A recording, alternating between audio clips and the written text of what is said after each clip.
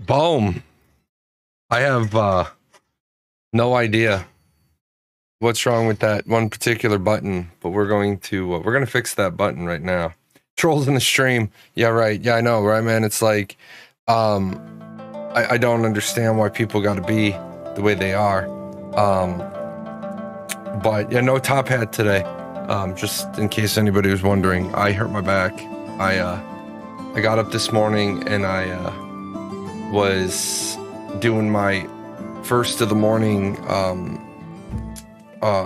exercises because I do PT 3 times a day, and I thought, oh, my back is good. I'll do 10s, and no, that was a big giant mistake on my part. So what we're gonna do right here is we're gonna go over to pre-show. We're gonna go here. Going to delete this command, and what we're gonna do is yeah, we'll leave it right there. Oh, then yeah, because the other one works. So segment swap. Let's go to segment swap. Can we copy this? We're gonna go up to here to pre-show. We're gonna paste that. There we go. So hopefully later today when we do that, that one will work. But no, I was doing my early morning exercises, and my right shoulder blade didn't fold in the way it's supposed to. So that is creating an immense amount of pain. For those of you that don't know, my back is completely messed up. My C2, C3 is fused. I've had 2 shoulder surgeries on my left side. So yeah, not a fun day. Then I had to try to medicate the cats without Tamir here. That was fun too. So what I'm going to start with is we're going to go right to some forum threads. I saw some good ones. I like good forum threads. The reason why I like the good forum threads is because it means that people are still going to the forums and they're trying to hey, stop it. They're trying to be inquisitive, but some people I think are trying to play stump a chump. That Cats solo is nearly impossible. Yeah, giving cats meds is nearly impossible. Grumpy old man, I was talking to the trainer at the zoo, believe it or not, over at the big cat cage, and I said, how do you guys ever do like oral meds if you have to give the big, like the giant ass tiger oral medication? And they say that the animals are all trained to open their mouths. I want to go to like how to train my cat class. Talk to the veterinarian. The veterinarian said that you can train your kittens to open their mouths, and you just every day you squirt saline into their mouth, and they just get used to getting something shot in their mouth every day. Not saline, just water. I was thinking something else. Practice injections, but no, you just have them open their mouth and you just put tap water in their mouth or bottled water in their mouth, and they just get used to it. You also teach your cats to open their mouths so that you can brush your teeth. So, early gameplay loop, day 1 to 30. What should be available? Okay, now I never want to. My goal is never to alienate anybody. My goal is never to get anybody to not ask questions. I want people to ask questions. But what I don't want people to ask is disingenuous questions or bad questions. I don't want people to ask questions where they have an ulterior motive. Because what you're really doing at that point is you're trying to bait out responses, right? Now, early gameplay loop, day 1 to 30, what should be available? And I've already responded. If I've already responded to this thread, I responded before the show went live. What do you think should be available to players after 30 days in relation to mechanics like tame, engage with religion, PvP arenas, build jewelry, fishing? Okay, so first and foremost, you've just basically gone along and you've cherry picked out completely random items. Morning Cadler McAmbry. It's a good name. What they've done here is they've just cherry picked out random statements. Well, what should be available in relation to wars and sieges and expert level crafting and naval content and dungeons and raids and world bosses? Well, I don't like the idea of having barriers to start testing a mechanic. First of all, I got really confused by this because it says early gameplay loop, day 1 to 30, what should be available? And then barriers to testing mechanics. But I want mechanics to complement each other in the middle and especially at end game. The fuck are you talking about? Like, this is when, if you've ever been a teacher and you're standing in front of the class, and this is where the person just adds on about 9 prepositional conditional phrases. If we were in Alaska in May at 9 o'clock in the morning during a snowstorm, when Mercury is in retrograde and Venus is in a rising, what color is the bear that I'm gonna see? And be like, brown or white or black. What do you want? Like, the nodes will evolve, and I don't want mechanics to be connected to nodes 3+. I don't mean all is available, only the basic, as auctions are part of the economy, Metropolis nodes, but you can sell your items in your freehold.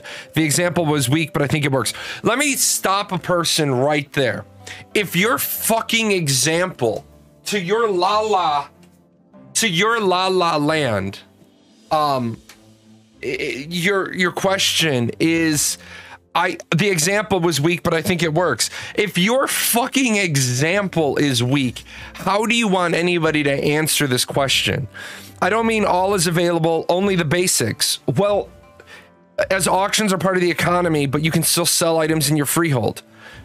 What are you talking about? Like, is the economy available at level 1? Yes, the introductory economy is available at level 1. The introductory economy is you go, you kill stuff, you bring it back, you sell it to a vendor. You get almost no value because you don't have a stage 3 node yet that has a Hunter's Lodge representative. So the economy is present. The mechanic of the economy is there. But as an auction part of the economy, Metropolis nodes, that's not even correct anyway. Economic nodes starting at stage 3 have their unique building, which is called the market, which I really, really hope Steven and company realize if your economic node is going to have a market that grows to different stages, but your regular nodes have a marketplace, that's a recipe for disaster. You need to have different words. So I don't even remember what to be honest, it's been so long since we've had to work with the market. The market is the market, the exchange, the Galleria, and the Emporium. I hope they change the name. So, I hope they change the name of that.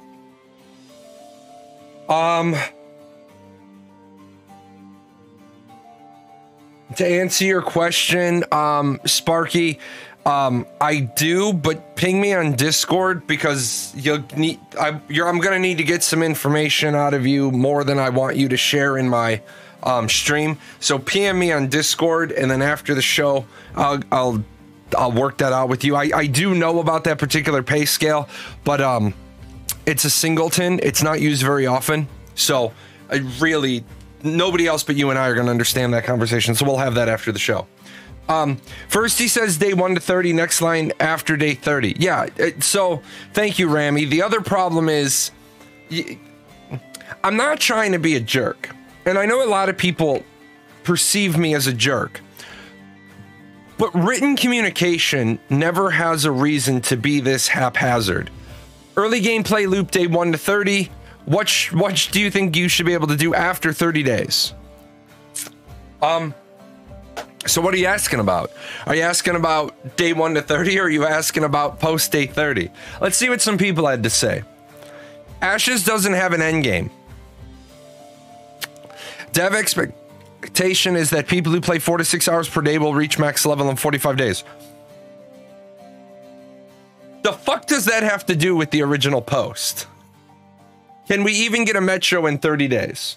I don't believe we can get a metro in 30 days. I do not believe that is possible. I believe a metro is many weeks. A city is a few weeks, but considering that you've already had a few days and many days, and then you have a few weeks and many weeks, I don't think that you're going to get a metro in 30 days. Max level equals game complete. That is why I'm trying, because you guys know I believe that words matter. Oh, I forgot to put this away. You guys know I believe words matter. I hope people stop using the phrase end game. I hope people stop using the phrase end game, because as I thought about it yesterday, end game means I'm done. End game, uninstall it, uninstall it, I'm done. It's end game. Cyberpunk. I got all of the endings in Cyberpunk. Endgame. There's no new content. Well, now they've released DLC 1.5 or whatever, and I was looking at it, I'm like, there's nothing for me to do. In my playthrough of Cyberpunk, I accomplished everything. Nothing else left to do. There's no quests, there's no criminals, there's no bosses. The only thing left to do in my playthrough of Cyberpunk is just run around and get the random spawn criminals. But all of the bosses, all 21 or however many it was of the attention all NCPD subcons, I did all those, have every car. Oh, I guess one thing I could go through and do is rent all the apartments, but that's kind of bullshit. So I don't like the phrase endgame. I like the phrase max level content. I'm at max level. What content is there? Because then that leaves the room for more content. Words matter. Very true. Yes, exactly. Very, very true. Do you believe that the journey is the adventure 11 and EQ is still a thing and will be a thing in Ashes? Yes, absolutely. I think the journey, what's up, Kamiwala? I think the journey here, I think the journey that we saw in like Final Fantasy 11, the journey we saw in EverQuest is absolutely going to be there. Absolutely going to be there. We already saw that journey in Alpha 1. When we were in Alpha 1, we got to a certain point and then we had to people in the guild didn't know about something. So one of the first playthroughs of Alpha 1, we killed the rock monster for the flower. That thing was annoying. Unfortunately, it glitched out all the time. So it was like, in order to progress through that storyline, we had to glitch the boss. And we told Intrepid we were doing it. We're like, look, your boss is so buggy. In order for us to test the content past the boss, we're glitching the boss. And they were like, yeah, that's fine. That's no problem. But then there was nothing else after that. Having to group people up to kill some stuff. I don't think Alpha 1 is a good representation of the content direction because they said many times Alpha 1 is not a content test. However, you don't have to have the content in a testable state to get an idea of what they're building. For example, I don't know exactly what the floor plan of a house is going to look like when they lay out the initial framing, but I do know if it's going to be a split level, a tri-level, a ranch. You know, I can get a vague idea. It's not going to have a basement and it's long and I already see the roof on. Okay, that's a ranch. Easy. End game and end of game game ending are two different terms, though. I personally do not have an issue with end game because it reflects the final stages of the game, not the result of completing the final stage. I think you've gotten way too far into the weeds there, and you're expecting the average gamer to be able to differentiate between max level content, end game content, and end of game content. I think your expectations on that statement have gone way beyond mine. Remember your target audience, and I am not trying to be condescending, but the average grade level completion skill set in the United States is 9th grade, 10th grade. The average person, even the people that go on to college, when they get tested, when they get to college, are operating at about a 9th grade, 10th grade level. United States Department of Defense, the highest tech schools, the materials written at the 10th grade level, with the rare exception of anything with nuclear in it, because you've got to be a fucking rocket scientist, to get into those AFSCs. Let's just call it late game. No, Zetrix, you can't just call it late game because 45 is late game, 50 is max level content.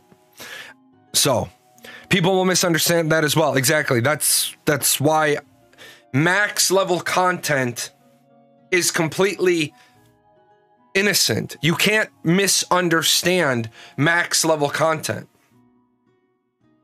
Max level content loop. To mock the term endgame, you might need new terms like ender game or extensions endis game for the last extension. Yeah, that's the problem with endgame. To expand on this, how do you keep the journey as the adventure aspect to the game post max level? Like, it seems the game tends to devolve into just efficiency mainlining future DLC dungeons versus true future adventure. So that is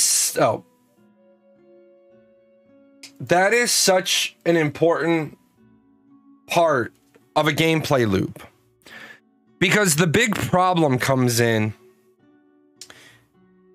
is the journey fun? And the problem is, no, the journey's not fun. For example, I finally beat Endwalker for Final Fantasy XIV. As you guys know, when Endwalker came out, my daughter came to visit, so my wife and I didn't play. We didn't want to start and then like resent our daughter for being here, you know, like gamers do. Your gamers are like, everything is a distraction. So our daughter was coming for a planned visit, so we didn't start Endwalker, and then my daughter left, and then we started Endwalker a little bit, but then our little one got really sick, and so we didn't have a chance. Normally we would have been done with Endwalker in the first week, the next expansion. So I did my final thing yesterday. It's an 8-person primal. I'm a tank, and I have the gear I'm supposed to have to get in there. The other tank came in and has 8 weeks worth of end game gear on him. He has 13,000 more hit points than me. I just took my tank stance off and I just said, "You got this. I don't know the fight." And he's like, "Yeah, no problem." That part of the adventure kind of gets ruined for you. Both of the healers were end game past this geared. So literally I had 8 stacks of the debuff. I didn't know the fight at all. There's stuff going on all over the place. I didn't die. I had 8 stacks. It's supposed to be 4 stacks is supposed to become a heal challenge. I had 8 stacks and the healer was just like, whatever, I got you. So when you say the journey is the adventure aspect of the game post max level, it seems like the genre tends to devolve into just efficiently mainlining future DLC dungeons to a future adventure. I kind of feel that way. It's like, here's your story, and then we're just getting you ready for the next one. The nice part is Final Fantasy XIV does do eye level capping and level capping. So I helped somebody yesterday when I ran my warrior through something. I ended up I'm level 80 warrior. I ended up getting like a level 40 dungeon. Well, I don't have my level 80 gear. I don't have my level 80 power.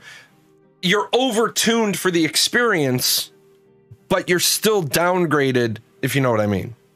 Max level content is also misleading because my character, roll max. Nobody said max level content has nothing to do with your gear, Zetrix. What's the fucking term? Max level. All the things in that loop. There's different gameplay loop when you've completed all your leveling and gone. You're right. But that's all. That doesn't make it not max level content. Period. I mean, you're wrong. I did read it complete. Just because I don't read it all out loud, I can read a fuck ton of words. I don't read them all out loud. I get to a point where I'm like, I'm not reading the rest of this out loud. You're wrong. You're 100% wrong. That it's called reading ahead. It's a really good skill to have as a streamer. It should be a different... No, it shouldn't. It shouldn't be a fucking different term. You get to max level. What do I do at max level? You're fucking wrong and we're moving on. I'm telling you you're wrong and we're moving on today. I'm not arguing with you today. How's the Ashes development going? Are they still in alpha phase? Yeah, they're still in alpha. They haven't moved on to alpha 2 yet. It's going to be a while. It's going to be a while before they get into alpha 2. This is completely out of the blue statement and has no relation at all to the OP and is factually incorrect since the end game is any part of an MMO in which the experience is no longer the main avenue of progression. No, that's not what endgame is. That's what your definition of endgame is. Is there any content that's level locked in Ashes? Yes, there is content that's level locked. Not the same way it's level locked in not the same way it's level locked in other games where like you're level 89 and you must be level 90 to do this content. The level locks in Ashes of Creation are time gated behind other things. You can't do the dungeon because the dungeon isn't unlocked on your server because the node configuration isn't there. That's still level locked, but it's not your level locked. It's the node's levels are locked. Your content is level locked because while you can go in, you can take a group of 8 people into a level 50 dungeon, it doesn't scale down to you. So if it's a level 50 dungeon and you're level 48, you might have a chance at clearing it. It's just going to be really hard. You're level 44. If you're piss perfect, you might get it done. You're level 40. You're simply not getting that content done. Your group of 40 just won't be able to clear it. But then what's max level content? If you can do the content for max level. Max level content is the content you do when you're max level. Sieges, wars, level 50 raids, level 50 dungeons, level 50 world bosses. That's all. When do I do this content? When is this content applicable to me? When I'm max level. Does max level have to be the absolute level? If it's a 50 level game, does max level have to be level 50? No, you could make the range level 48 to level 50. Game like BDO doesn't have a max level. Game like BDO has a soft cap. So in BDO, when people say endgame content, you're basically like, well, aren't people level 63 or 65 or whatever the ungodly amount of grinding is? So that's why we have to look at things and we have to come up with terms that basically 90% of more people would agree with. And then we just ignore the people who want to be trolls and try to say, well, that's not accurate. It's accurate. It's accurate enough, but it's more accurate than endgame because what the fuck is endgame? Endgame means so much. Endgame means so many different things to so many different people. It's not an agreed upon term. I'd say the point in time where the feedback loop changes from pre-described adventure is the journey and turns into a more cycle refinement of existing things, your gear, your professions. Sure, except in a game like Ashes, you have wars, you have sieges, you have node destruction, which leads to new content being available, content you've never done before. So then you're back to, is a dungeon you've never done before an adventure? Yes. Well, I don't see it that way. Great. You've never done the dungeon before. It's an adventure.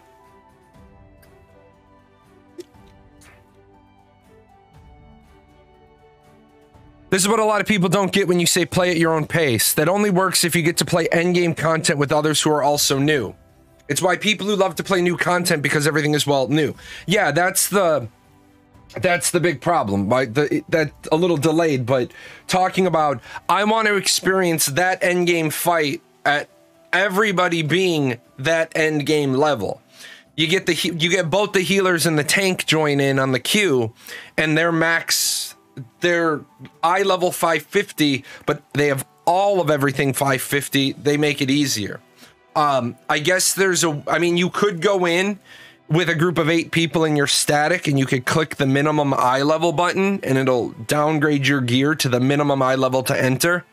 Most people don't want to do that in Final Fantasy. They want to just get the story.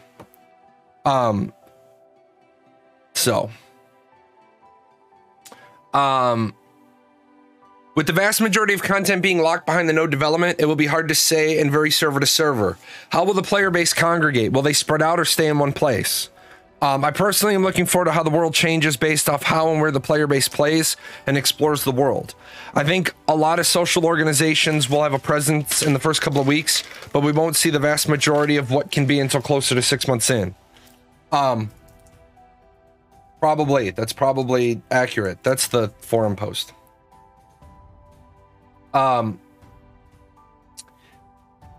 Interesting. Wait, hold on. Yeah. Interesting, but I think that will be encouraged but most of the time you will be interacting alone, I think. And I want to know, which mechanics do you think you would like the most? Let me stop everybody right there.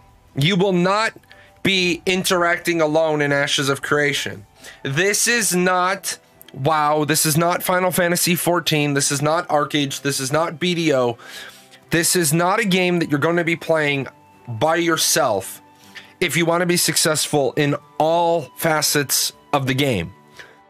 If you are planning on going into Ashes of Creation as a solo player, realize there is a ton of content you will never do. Sieges are not going to be individual singleton friendly. Sieges are going to be node sieges. Sure, you can join a node siege because nobody can stop you.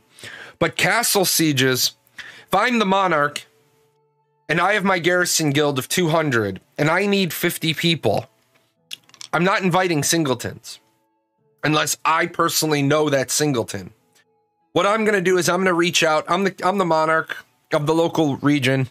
I'm going to reach out to my mayors and I'm going to say, hey, the mayors that are on good terms with me, hey, the castle's being sieged. I need how many PvPers can you do that? How many PvPers can you bring me? I can bring 30. Okay. So it's me. I invited a guild leader who brings 30. I go to another mayor and I say, hey, how many can you bring? My guild can bring 30. Okay. Give me your roster of 30. Give me your roster of 30. I'm going to pick and choose who I want. You bring these 18 guys. You bring these 32 guys. Got it. You think Ashes will have any player retention issues before some of those endgame elements get to come online? Yes, absolutely they will. Ashes of Creation is going to have a ton of player retention issues. Because no matter how much content creators make, no matter how many times I do the Ashes 101 show, no matter how many times Steven talks about it, no matter how many times Smurg or the Golden Feather or Bustin or Lazy Peon or Asmongold when he gets to that level of like education on Ashes, they're all going to understand that Ashes isn't for everybody, and that's okay. People that enjoy Final Fantasy who don't make any friends, and I don't understand these people. People that play Final Fantasy that don't make any friends in game, they set up their own free company. They only play with themselves in game. They only ever use the party finder, and they never reach out to people. They never use the other party finder, which 99% of people don't actually realize is there. It's called the group finder. They never join a link shell. They never join the community finder. And then they complain that they're like, well, this game isn't an MMORPG. This is a single player game with party matchmaking. Yeah, but you're playing it that way. They allow you to play it like that.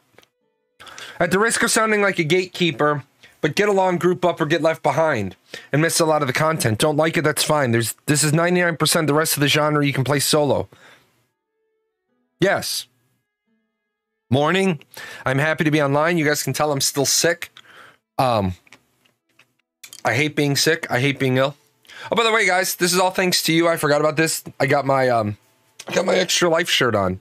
Play games, heal kids. No, I don't have COVID. I've been sick for months. But it's not COVID. Luckily, it's not COVID. So, Ashes is really positioning themselves as a long-time MMO investment, which I guess all MMOs try to do. All MMOs try to have a high player... Well, let me take that back. All MMOs are supposed to operate on an idea that they're going to... try to have a large player retention. But I don't think all of them think it through too clearly. Like New World. I don't think New World thought through too good their plan. Or they didn't give a shit. And that's... I want people to realize it is completely possible that Amazon Game Studios didn't give a shit. They just wanted to get the game out, and they wanted to get the game moving along. So yeah, this person says the OP says interesting, but I think that will be encouraged, but most of the time we'll be interacting alone. And I want to know, which mechanics do you think you'll like the most? Okay, so that's not even what your post was. Okay, your post wasn't, and this is why early gameplay loop, what should be available? What do you think will be available to players after 30 days? Which mechanics do you think you'll like the most? So the OP doesn't even know what the OP wrote. You failed to understand my post. There's 54 viewers in this channel. I'm pretty sure all 54 of us have failed to understand your post. Since you know that Ashes will not have endgame, who am I to debate? I hate people like this. I hate passive aggressive people. I like aggressively aggressive people because they're my kind of people. I like wolves. I like snarling, growling, snapping, biting wolves in the wolf pit, and you fight it out. I hate passive aggressive people. I agree. I'm sure when the game launches, there will be enough content creator interacting with these mechanics. Maybe something I don't expect to become cool. The fuck? To the OP, there will be basic gathering, processing, crafting available without the need for nodes to progress. Unsure about religion and PvP arenas will be a very small part of the game, so don't care. I agree. I'm sure when the game launches, there will be enough content creator interacting with these mechanics. Maybe something I don't expect will become cool. What the fuck? What the fuck is this OP on? And where can I get a barrel of it? Most positions themselves for the long-term player commitments, but 14 is unique and making it so you purchase their box price expansion, sub for 3 months, and then leave. I guess it works for them. It does work for them. Yoshi P has said. Yoshi P has said that is exactly what they do. Yoshi P has said, we tell you a story. When you're done with the story, go play something else and come back when we tell you the next part of the story. Final Fantasy XIV, I would even argue that Final Fantasy XIV isn't a theme park. I would argue that Final Fantasy XIV is an interactive storybook. The last stated intention for progression to Metro was several weeks to months, if I remember correctly. Since then, we have had some clarification on node mechanics that tend to support it being a longer process versus shorter. Even level 3 nodes aren't meant to be around a month of time before advancing. No, that's incorrect. Level 3 nodes aren't meant to be around for a month of time before advancing. Level 3 nodes are meant to be a few days, not a month. Of course, there will be the inevitable course of Intrepid can't tell me what to do, I will do it in a day. Well, yes, we have those people that will say Intrepid can't tell me what to do, I will do it in a day. And they don't realize that the nodes have an XP cap. The node needs 100,000 XP in order to level. I want that process to take 10 days. So the node needs 100,000 XP to level. I want the process to take no less than 10 days. So the most XP a node could ever gain in a day is 10,000. So that gives me a minimum of 10 days. It also means that if you fail to... Appreciate you giving out a gift sub. Oh, you got the old one. What it means is that if you... on the first day you only get 9,000 XP, it means it's going to take 11 days to level up, because you get 9,000 the first day, 10,000 the next 9 days, so you have 99,000. You have to wait till server reset to get that last 1,000. The initial government election for nodes T3 nodes takes 1 week, and the 3 weeks after they have siege declaration immunity for a whole month where they can't be messed with. Appreciate that. When asked what would happen if the node was to pop to 4 during that time, would the immunity continue? The answer was yes, but they didn't see that happening very often, implying that the process of 3 to 4 will be much more drawn out. No, see, I don't agree with Unknown's interpretation there. And when you pop from 3 to 4, you get another 21 days. So he's a little out of date with these mechanics. He's usually on top of it, but When you level up to level 3, you get 21 days of immunity. When you level to 4, you get another 21 days of immunity. Based on what Intrepid has said, I think the question was they didn't see a 4 going to a 5 or a 5 going to 6 while they've spent the whole time under immunity. But a 3 to a 4 is many days. Okay, many days. 21 days is a few weeks, because that's 3 weeks. So I think he's just misconnected a couple of things. Now, of course, I put in, I'm not quite sure you understand the concept of player agency, dynamic world, and emergent gameplay. There is content that is not available until a node is stage 3, precisely because that content is tied to a stage 3 node.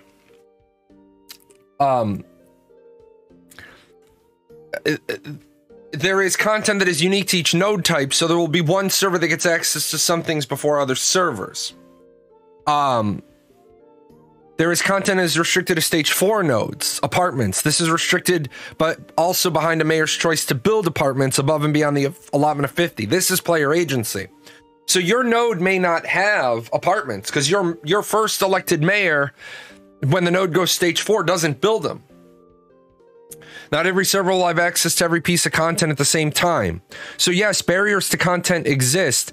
That is by design, and it should be there. Barriers drive player choice. You get this or you get that, but you cannot have both. I think it's important that people, when they make their posts, actually know what their own original post said. Will war decks lock a node from getting more XP? No, they don't. So it cannot level up from 3 to 4 while a war is being prepared. No. War decks don't stop a node from getting XP, but war decks, the enemy can disrupt your node. Appreciate the follow. The enemy can disrupt your node, disrupting services, so that, like, I want to get rid of the node by the sea. I'm from the other continent, and I want to get rid of your node by the sea. So I declare war on that node. And then we come into that node, assumingly only during prime time would we be able to burn down buildings. But we come into your node, we burn down the stables, and we burn down the marketplace, and we burn down the harbor. Now the big draw for your city, you have to spend days fixing the harbor. Well, right across the strait is my town with my harbor. It's rather you're confusing sieges and wars. Nodes do not get war immunity. Nodes do not get war immunity. They get siege immunity. Sieges and wars are different. Sieges and wars are different mechanics. Steven has never said. Okay. Yeah, got it. You follow. You got it now.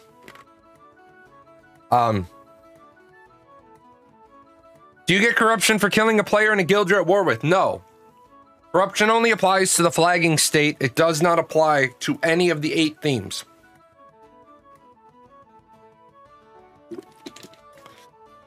As you guys can see, the punchline of the joke. Please allow for trading of store items.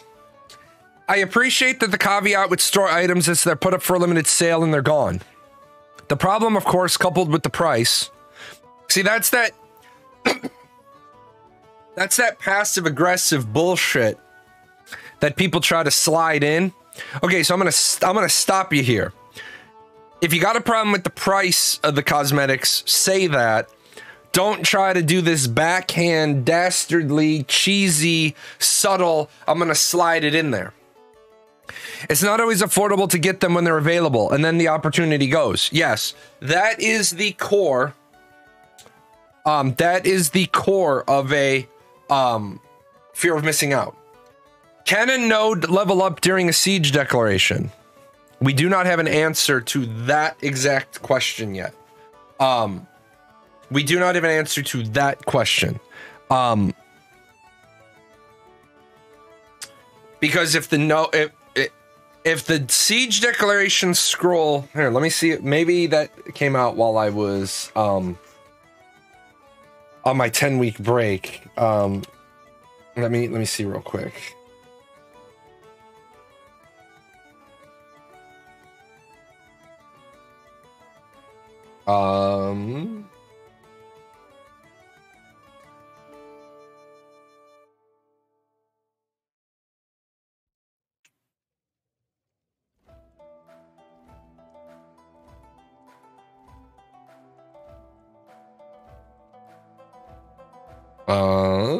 No, it doesn't look like we have an answer to that specific question yet. So, long vacation. Hope you did. No, my 10-week break. I got shit going on in my personal life. It would suck if you had the XP to level got sieged in lows. Yeah.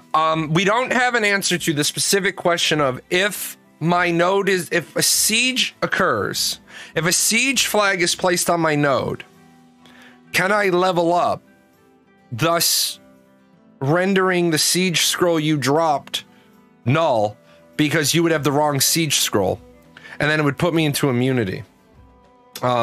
That's going to be a very specific question that I don't think Intrepid even has the answer to yet, but it's going to be one that they need to think about.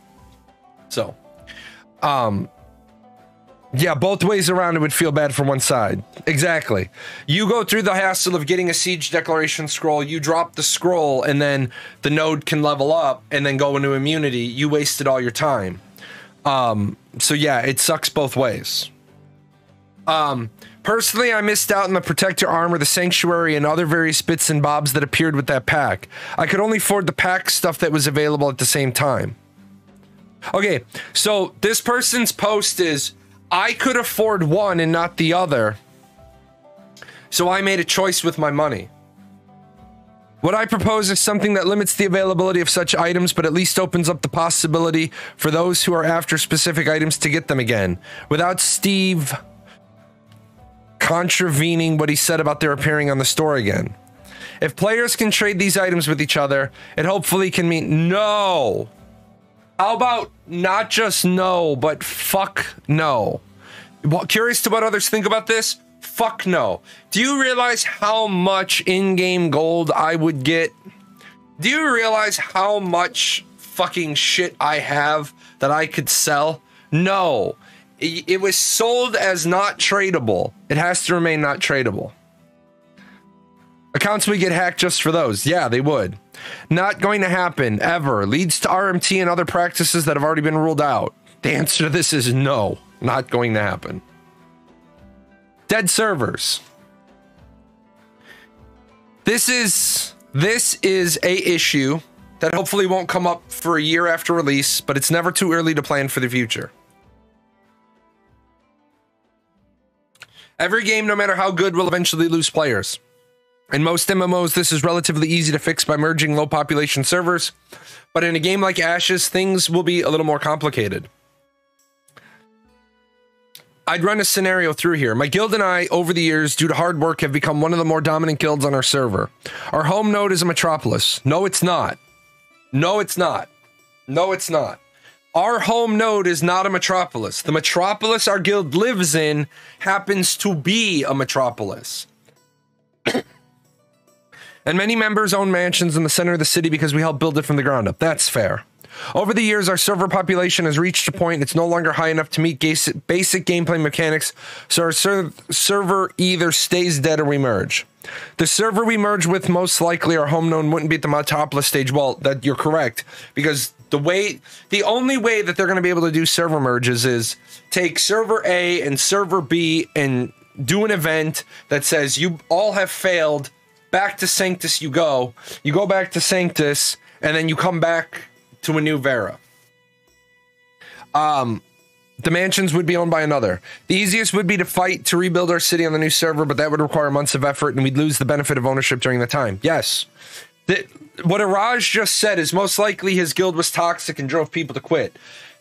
True. I have said this many times. If there is a group on a server that are toxic assholes and they burn a server to the ground, then I say leave that server up and let that block new characters from being made on that server and declare that server dead, but don't merge the server. Don't merge the server. Because if you know that server died due to the actions of one particular guild, then let them be kings of a graveyard. Sure, costs you a couple of bucks to keep that server open. Fuck them, let them have it. Intrepid has said while they know they'll need to merge servers at some point, they're unsure how they'll do it. The most likely thing will be for Intrepid to start a new server with the populations from any servers that need to be merged. It's worth keeping in mind, though, that your guild is unlikely to want to keep one node in Metropolis for that long. Okay, this guy needs to fucking stop. Whoever this is doesn't know the fucking game.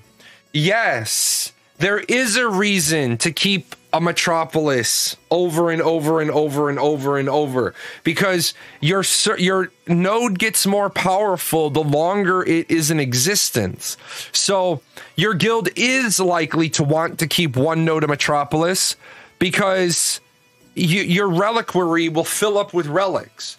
And the amount of power your home node, not your guild's node, because guilds don't own nodes. Your home node would be that much more powerful every month. So yes, there is a reason. Plus, you would want to keep it. Like, what are you going to do? Just let people come in and siege declare on your Metropolis and just roll over like $2 whores and let them have the node? Can we have only one global server for the game? No. Ashes of Creation is not designed to be one mega cluster. Ashes of Creation has so many subsystems. It is designed to be a world of 10,000 concurrent people. If they merge servers, just give the current owners of the two servers reward for owning it, but then let them dish it out on a new server. No, why give them a reward? Why give them a reward? Just say your server's dead. You have the character progression of your server, but now you got to go to a new Vera. Now, with that said, if it's Intrepid's fault the server died, then that's a different story. If Intrepid does bad server management, then that's a different thing altogether. Which do you think will happen more on a server, node sieges or castle sieges? It doesn't matter. Node sieges and castle sieges aren't comparable events. Castle sieges can only happen once a month, but castle sieges have the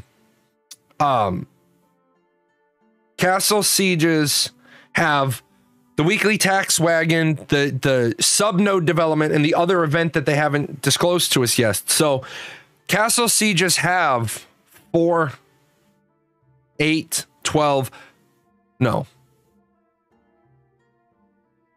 3, 4, 3, 1, 11 events. Each castle siege is 11 events.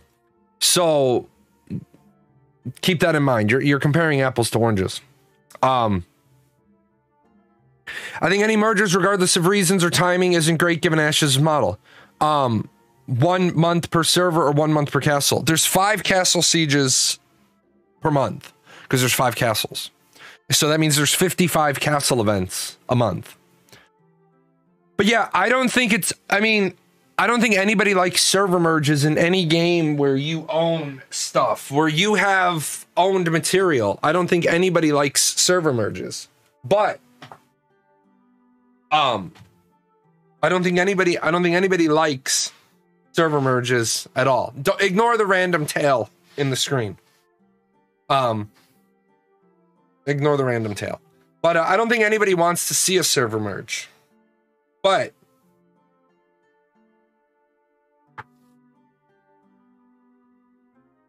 is the game open? No. Can one person guild own more than one castle at a time? Can they? Yes. Is it very likely? No. The reason why it's not very likely is because you would have to take 2 castles with 1 guild.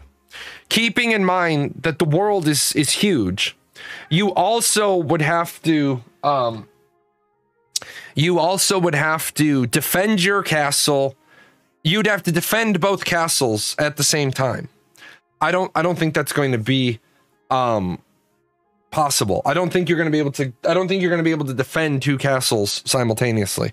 Dude, buddy, go play. You have siblings for this reason.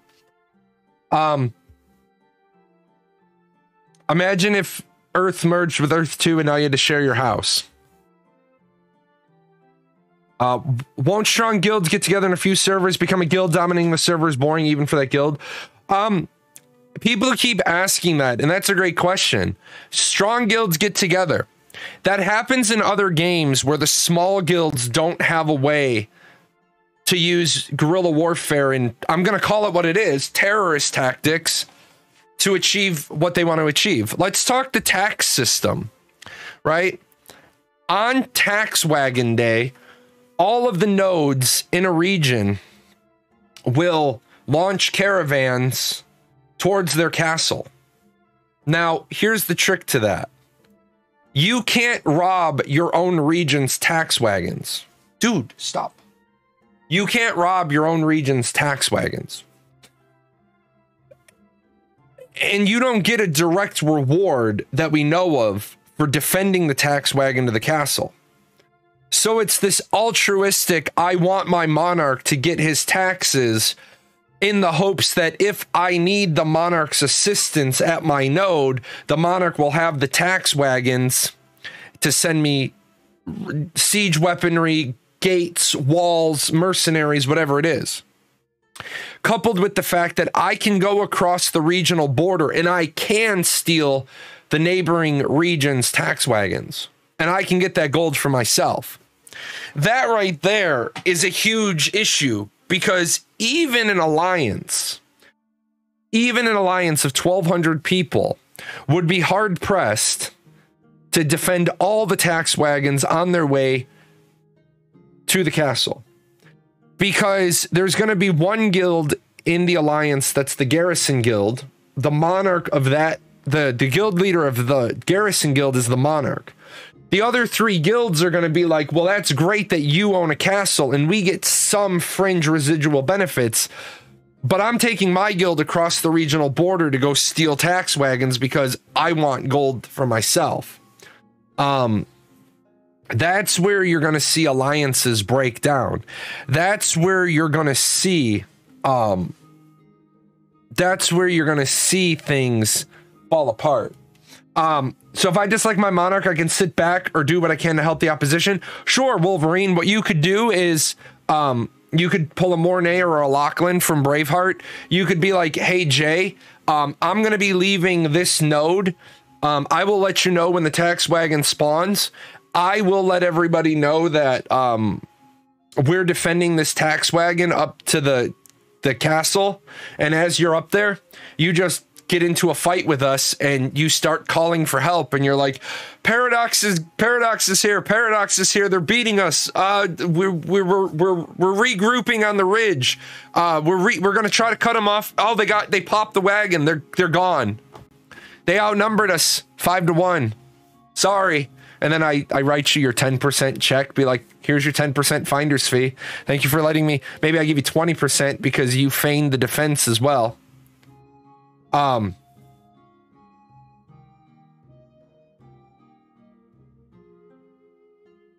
No, technology is not to the point where you can have 1 million people in one realm. Because remember, guys, everybody keeps saying that. Why can't Ashes just have one mega server? Why can't Ashes have one mega server? They're like, Guild Wars 2 does it. Guild Wars 2 has sharding. Guild Wars 2 has sharding. And so everything is duplicated. Everything is duplicated. Final Fantasy 14 has Final Fantasy 14 has instancing. So say you need a particular resource in games that have instancing. The problem becomes this, right?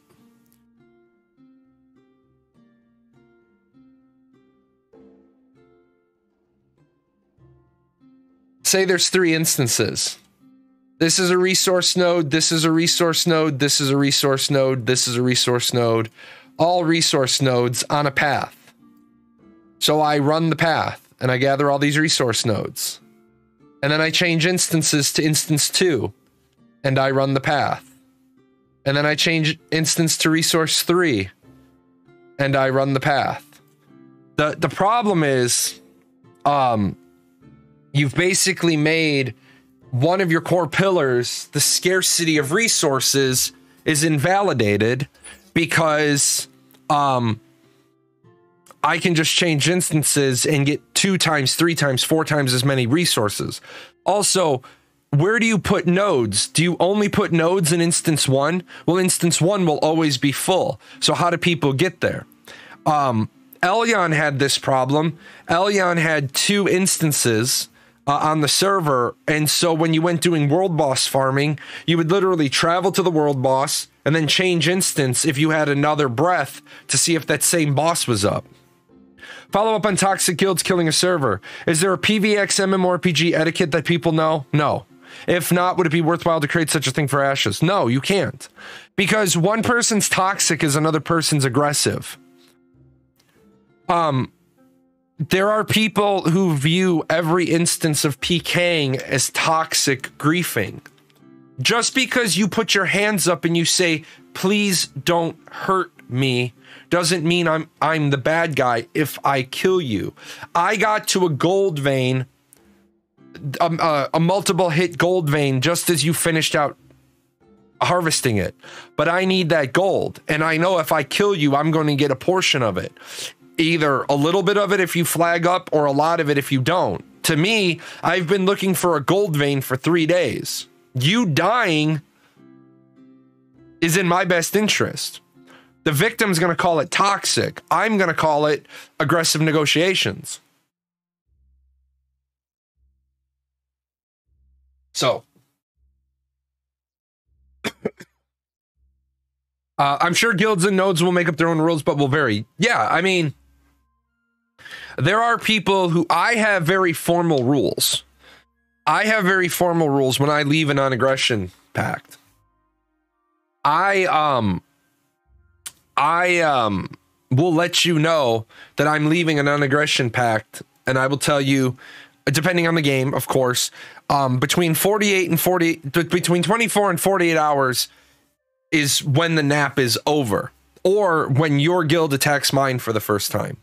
So, hey, I'm leaving. You and I have a non-aggression pact. It's no longer mutually beneficial to me. I'm leaving our nap. You have 48 hours. And then 4 hours later, I get a screenshot of your guild attacking mine. Hey, just to let you know, hostilities are now fair game because some people of your guild attacked some people in my guild. And usually the guild leader's like, well, that's not what I intended. And I say, well, that's your own problem. Control your people better. But I know that there's other guilds that'll literally whisper you and say, our nap is over, and then they'll war deck you. Killing one person you encounter over and over. That killed person thinks you're griefing him. You're just trying to get the achievement quest kill count. If you're killing one person over and over to get an achievement or a quest kill count, that's still griefing. Don't try to justify piss poor behavior. There are guild war declarations. Do you think there will be NAP alliance features that might enforce a NAP? I hope there is. Where if you break it, your guild gets penalized. No, I hope they make it so that there's there's non-aggression packs in game so that you literally can't break them. Like, as long as your guild has a NAP, you can't attack the members of the other guild. And then when you end the NAP, I hope it has a 24-hour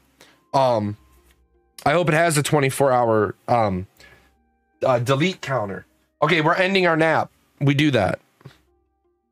If he's the only person that you encounter that you don't know, it's the same person. Okay, let's stop for a fucking second and let's be adults when we try to bullshit. How do you not know it's the same person? Do you not see their character name? Come on.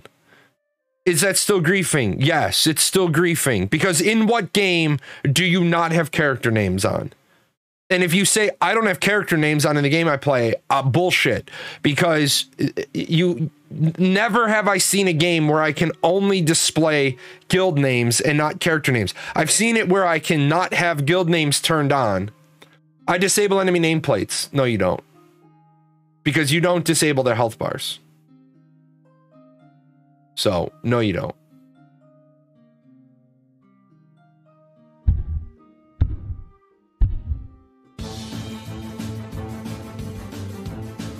Oh.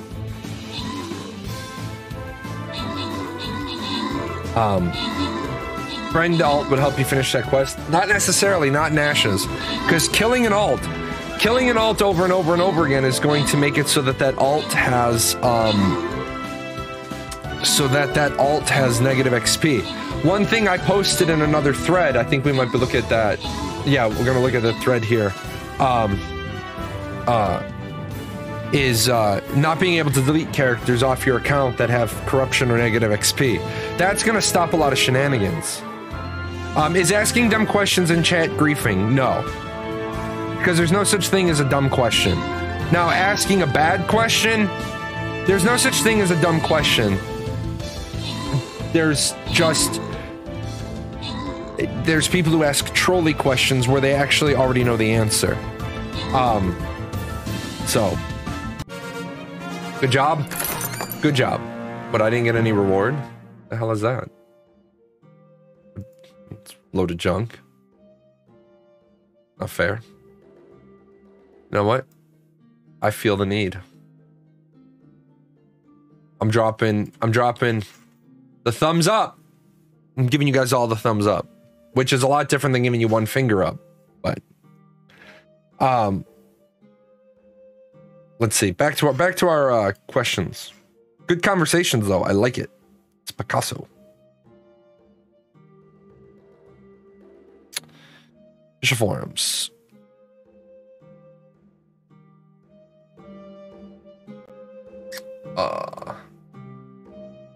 With New World's well-publicized problems, it's been interesting to watch this in real time.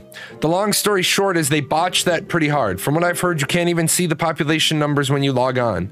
Of course, that's kind of irrelevant when people can check the populations on third-party sites. I would imagine that it would have to be done in a way, yeah, they have to merge them both. There would only be 8 mansions per metropolis, therefore 40 per server, so you can't have too many mansion owners in your guild. True. This is not true according to the best information we have. A node had 8 cottages at village stage. However, according to the quote from Steven, increasing the level of the node not only increases the size of the house, but also increases the total houses available. Let me fix this person.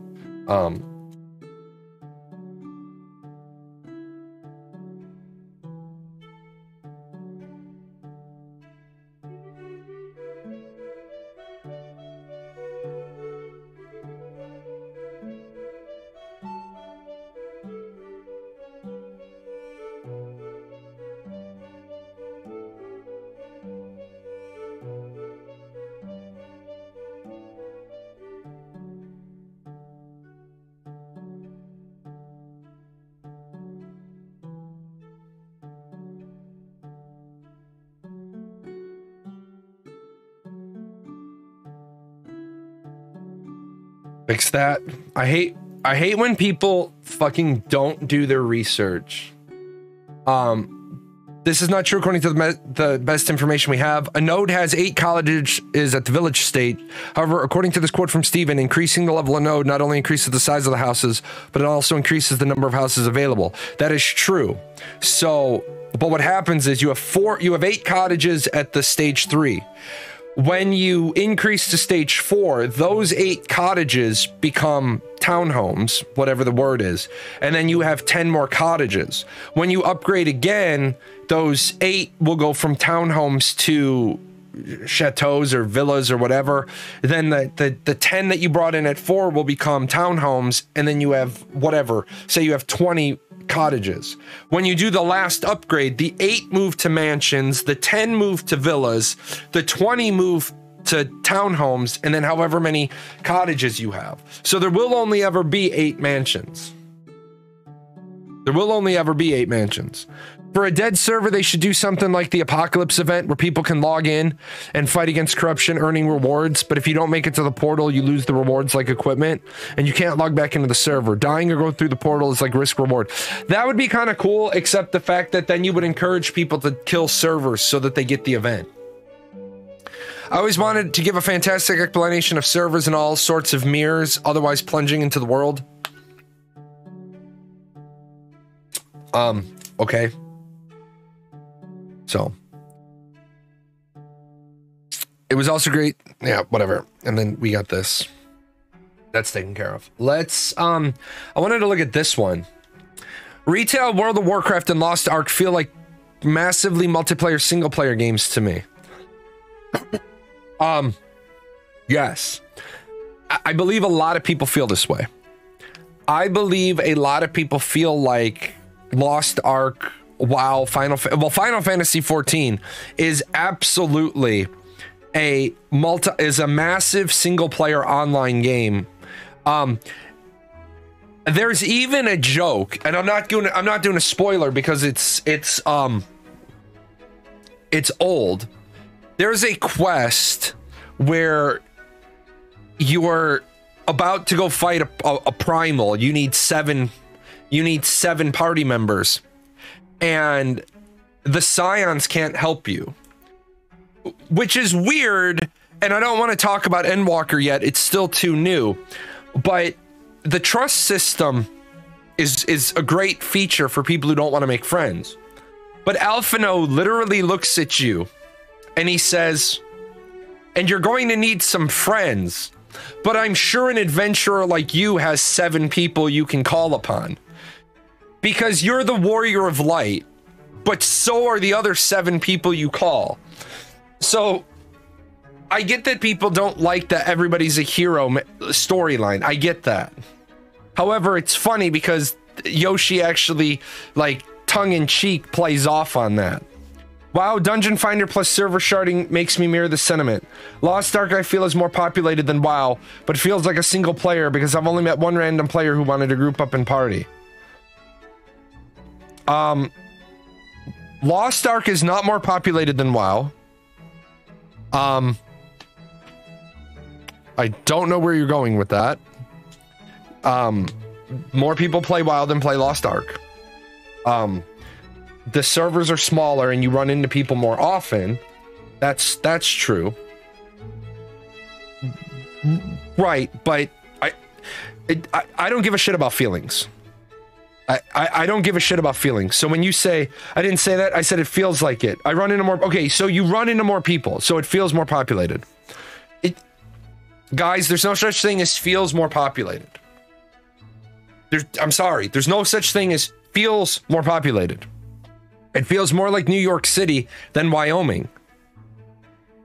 The fuck does that mean? There's no feels more populated. I run into more people. That's a true statement. I run into people more often in New World. He has more, again, Araj, feels populated. Population is an empirical number. You can't say feels more populated just because the fact doesn't care about your feeling. The server either has more people on it or less people on it. However, you're talking about a lot of different things in connection. It's the same thing with how big is the world. People try to compare Ashes to Azeroth. What does it matter? Because the size of a map is only one part of the equation. If the map, I could tell you that the map is 900,000 kilometers, and you'd be like, wow, your map is 40% bigger than Ashes. Yeah, but my characters move at 19 meters per second. Oh, well then it's going to feel smaller. That's not going to feel smaller. You're going to be able to traverse faster. These are why the word feels is irrelevant. The world is more populated. I have more player-to-player actions. You can say I encounter more people without the word feeling. I encounter more people. Great, you encounter more people. Let's not use the word feel towards population, because then we're going to go to the numbers. And the numbers for Lost Ark are looking really good. Looking really good. I'm actually really surprised.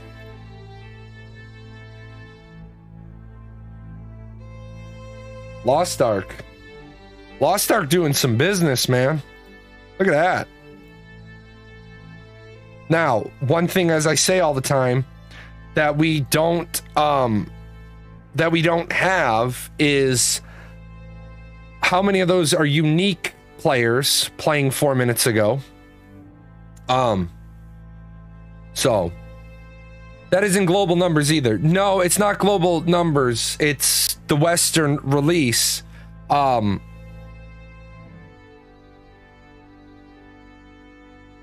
like I said, I'll give them credit where credit is due based on the numbers we have. But I want to remind people that the numbers we have are easily misleading. The reason why they're easily misleading is we don't have unique players or player retention. So Lost Ark seems good, but it's such a boring game. Yeah, I don't find anything riveting about Lost Ark. So we knew it would be more polished. The New World's still early. I hope it does well, but I'm waiting to see. Yeah, I'm hoping I'm hoping Lost Ark does well for a those are unique Steam accounts. No, they're not. No, they're not. They're not unique Steam accounts. Wouldn't that be unique if it's Steam stats? No. Because the 1,324,761 would be unique people. But I don't know if the 1,117,798 people who were playing 24 hours ago are all comprised of the 1,324,761 who played during the all-time peak. Remember, somebody could have played on the first day and not played again. And then somebody could have played in the last 24 hours. And so the number doesn't tell you how many unique people have played. All it does is tell you how many people have played in the last 24 hours. So I have played the past few days, but it's kind of boring. Yeah, I don't find New World. What are you doing? I don't find New World to be riveting. But Lost Ark. I want Lost Ark to be successful, because if Lost Ark is successful, it takes some of the stigma off of isometric games and then Fractured benefits. So I have a vested interest in Lost Ark being successful, because if Lost Ark is successful, Fractured might see an uptick in population. See, that's why you always gotta be looking 3 moves ahead. You're gonna see a lot of rage complaints in Lost Ark once they reach the high levels of RNG and chanting. I doubt most MMO players encounter the BDO progression system. That's true. 1.3 million for a free MMO seems awful to me, but I guess casuals can have some fun. Well, 1.3 seems awful for a game that had sold 1.5 million pre-order packs.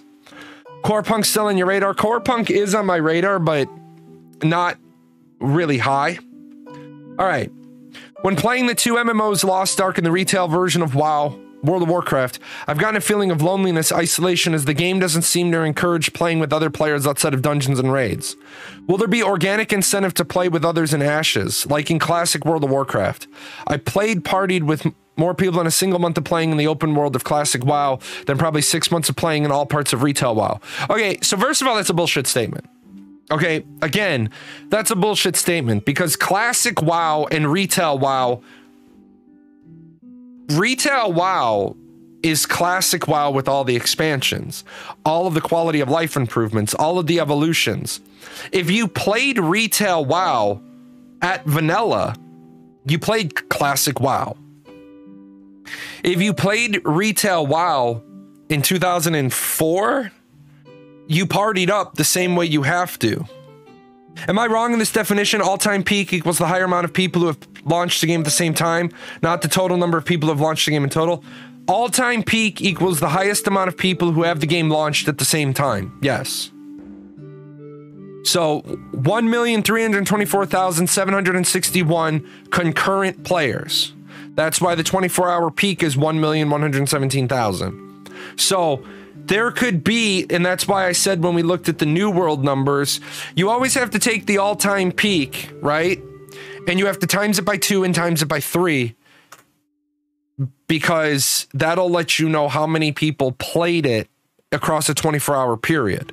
All this chart shows you is how many people were playing at one single time. That's why you see a number playing 4 minutes ago.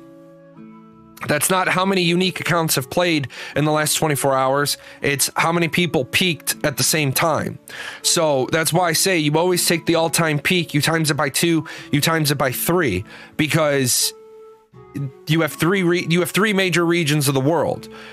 In order to make sure that you have the absolute ceiling and the absolute floor, you do times 2 times 3 to say, okay, it's 1 million 1.3 playing at one time. It could be high as 2.6 or even as high as 3.9 playing throughout the day. That tends to align up pretty well with the 24-hour peak because the number's not dipping down. Any good MMO launch is in short supply right now. Nice to thrust the genre back in the limelight. That isn't a shit show. Yeah, Lost Ark is free to play. Lost Ark is new. Lost Ark is something to play. Lost Ark is getting a lot of residuals of the window of opportunity. I wonder what factors are involved in that result. Looking forward to your game. I'm impressed with the work you've done in and out of the game thus far. Well, the changing nature of players is the reason why most MMOs are becoming single players with optional PvP and instance raiding. Studios realize that these new, more mature players want to mindlessly... See, this is why George was a fucking idiot. Okay, George can't get his point across by taking pot shots at other people.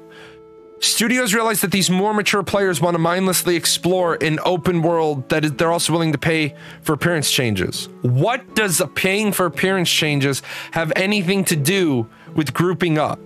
More mature players want to mindlessly explore an open world. No, that's the more mature players don't want to mindlessly explore an open world. The more mature players want the adventure. We're dying for the adventure. We've been waiting for the adventure to be on par with EverQuest and Final Fantasy 14 or Final Fantasy 11 for 20 fucking years at this point. Who they're catering to, because remember, each generation is large, except in a couple of countries that have negative population growth. Each generation is smaller. I'm sorry, each generation is larger than the generation before it. So the baby boomer generation gave way to Generation X. Generation X gave way to Generation Y, the millennials. Generation Y is giving way to Generation Z, the Zoomers, the neo-millennials. The population of each generation is larger because that's how population growth happens. So appeasing to Generation Y and Generation Z right now is good if you want numbers in your game, but it's bad if you want to have a monthly sub, because Generation X is okay with paying a monthly sub. Generation Y and Generation Z are the generations that want a free-to-play game with a fully cosmetic. They want a completely free MMORPG experience, but they also only want cosmetics in the cash shop. Why? Because they got into the gaming world, the online gaming world, on the League of Legends tit, and they've fed at the tit of free. Whole game is free, but I can buy cosmetics if I want to support the company.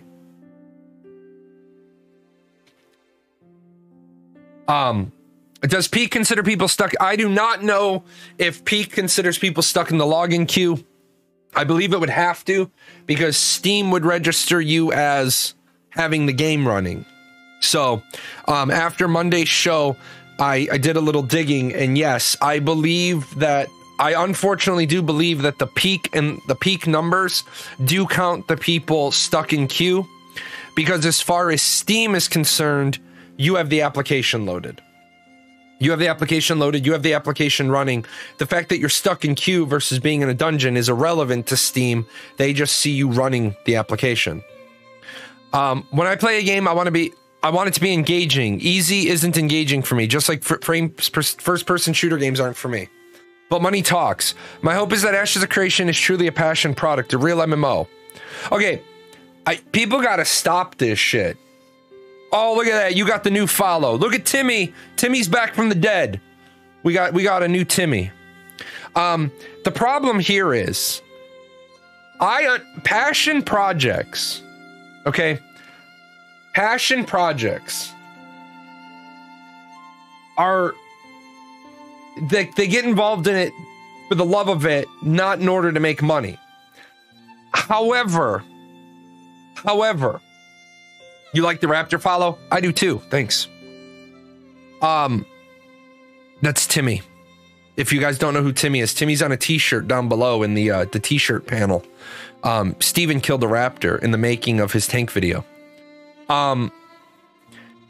Passion projects. And when my hope is that Ashes of Creation is truly a passion project, a real MMO.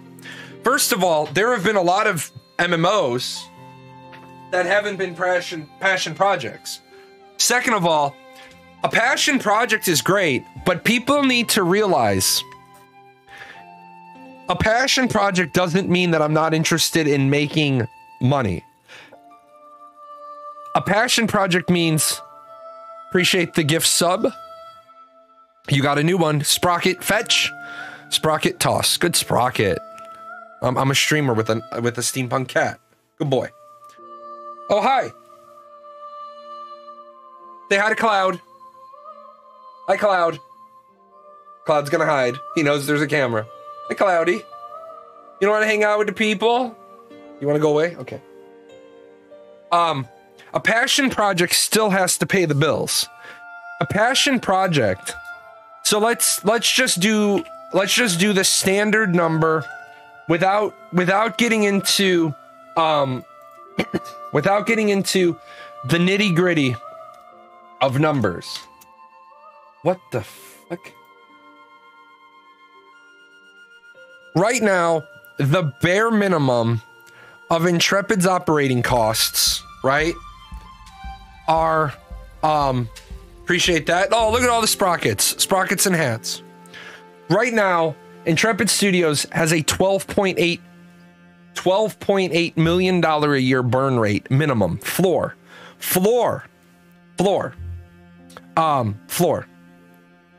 So, 12.8 million. Steven has said that Steven has now hinted at having to go more than $45 million. He's already said, I planned on 30, then it was 35, then it was 40, then it was 45, and now I may have to do more than $45 million to get the game off the ground. And Steven doesn't have like Bill Gates money or Ted Turner money or Mark Zuckerberg money, Elon Musk money. He doesn't have that kind of money. Steven can't dedicate hundreds of millions of dollars. So at number one, at some point, right, the game has to launch because Steven's going to run out of money. Number two, Intrepid Studios is a corporation. And now, before anybody jumps up and down and says to me, somebody sent me a nastygram PM on Monday. They're like, you don't understand corporations. And I was like, I own a corporation. The Paradox Gaming Network is the Paradox Gaming Network Incorporated. It is a C corporation. I most assuredly do understand all the ins and outs of corporations. One of the things is every time Steven gives Intrepid Studios $1, right? What happens is Steven's money leaves Steven's pocket, right? And so this in the business world, right? This is called the corporate veil. And let's make it a wall. This is called the corporate veil. Corporate veil. Steven as a human being, right? This is Steven as a person. And this is Steven as CEO. Now, when Steven wants to give $1 million to his company to pay payroll, right? This is 1 million. Steven has to, yeah, I'll get it in a second. Steven has to do paperwork, right? He has to do formal paperwork to put the money into the corporation. Now, say the corporation this month makes $50,000, right? And it $50,000, it has $50,000 extra.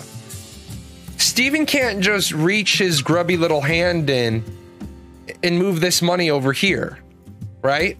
He can't do that. That corporate veil gets in the way. What Steven as the CEO would have to do would be to take the paperwork that Steven as a person wrote in the loan agreement and say, I, as director, am paying person $50,000 towards their loan. You can't play loose and fast, passing money from a C corporation back to the people, back to the C corporation, back to the people. When you do that, it's called piercing the corporate veil. And it puts a big hole here. And then when everybody's favorite enemy, the IRS auditor, shows up, and this is Mr. IRS, if he decides to take your money because you owe taxes or fines or penalties, he can only take this money. But if you've pierced the corporate veil, Mr. IRS says, oh, I'm going to come in here and I'm going to take your house. I'm going to take your car. I'm going to take your bank account because you broke this. This is the reason why people form LLCs or C corporations, because it's a limited liability. You limit your personal liability. So when the IRS guy comes in here and says you owe taxes, you owe penalties, what happens here is that wall breaks that line and it protects your personal resources. So I don't want to go too much deeper into that, but Steven knows what the hell he's doing, right? So, oh, we got 5 minutes. Steven has issued paperwork to Intrepid Studios that says, I'm giving you $1 million this month to cover payroll. I'm giving you $500,000 this month to buy desks. But you owe me that money back. That is debt that the company carries. Whether Steven wants his return on investment or not, the debt remains applied against the company. So eventually, Intrepid Studios has to pay Steven back. And of course, nobody with that kind of money doesn't want some level of return on investment. Because remember, guys, it takes money to make money. Like, speaking of making money, I'm nearly done with the new jazz album, that target date of 1 March. I got the sci-fi and the epic orchestra albums that are going to take a while because the two composers are working like one in, one out. And then the new EDM, the new aggressive EDM album. I got the Twitch payment on Monday, but I'm waiting for the World of Warships payment so I can have a nice, healthy, like $1,500 to work with the composer. And then I've got the tax refunds for the company coming in. It's amazing when you do your taxes right, how you get that I submitted my taxes, and then within a few minutes the IRS says, and we've accepted your return. Now, luckily for personal taxes, they need a reason to audit you. So, has anyone tried to invest in Ashes of Creation, or Steven doesn't want others? Steven doesn't want investors, because the moment he has investors, he has to listen to those people. Are these going to be adjusted to the same sound level? Yeah, they're going to be audio mastered. That was the problem with the Tavern tracks was done by about 8 different composers.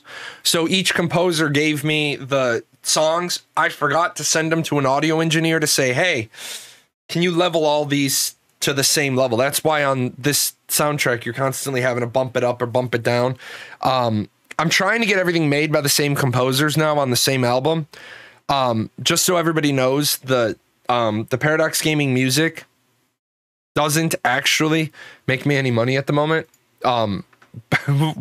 We're still about $8,100 in the hole on the music, but it's a long term plan. We're going long term on that. So yeah, Steven doesn't want investors, and you don't want Steven to have investors. So I have the ability to do it for the YouTube videos. The YouTube videos are easy. I can level out the YouTube videos. It's leveling each song independently is what I would rather just send the 30 tracks to a sound engineer who would charge me $60 to level them instead of sitting there manually leveling each one of them in the program I have, because I'm not good at it. Do we know what Intrepid's hit rate is for the monthly cosmetics? I'm guessing not. Intrepid doesn't have a hit rate. The monthly cosmetics are not designed to make money. The monthly cosmetics aren't designed to make a profit. The monthly cosmetics are designed to make assets that populate the world. Maybe silent investors, people who have it written in their contracts that they have no say in the direction, they have no input. Even silent investors are a problem though. Because silent investors have a piece of paper that allows them to call their debt. I've never seen a project with a silent investor that doesn't have a call option. A call option is simply, after a set number of days at any given time, I can present my paperwork, and within 10 business days, you will pay me back my investment plus that number of days return. Because, yeah, investors in general, silent or not, expect money back.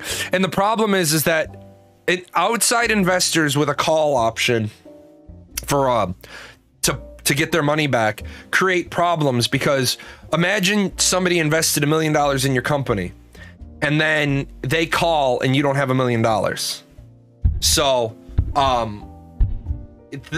you're gonna run into a pretty major issue there when because then basically you took their $1 million, and after their date $1 million becomes your floor. Dumb question, but the monthly cosmetic purchases don't go to help fund the game. They do help fund the game, but that's not their intention. That's not their intention. Their intention is to help populate the world. So I also don't think Steven would like the guilt of making non-monetary focused decisions. True. Yeah, but the money does go to fund the game, but so there's another game that I can talk about because my NDA expired, and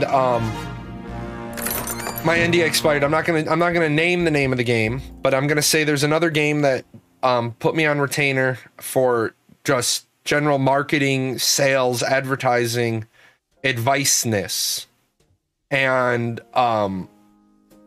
they wanted to model the Ashes of Creation business model, which is fine. They can do that.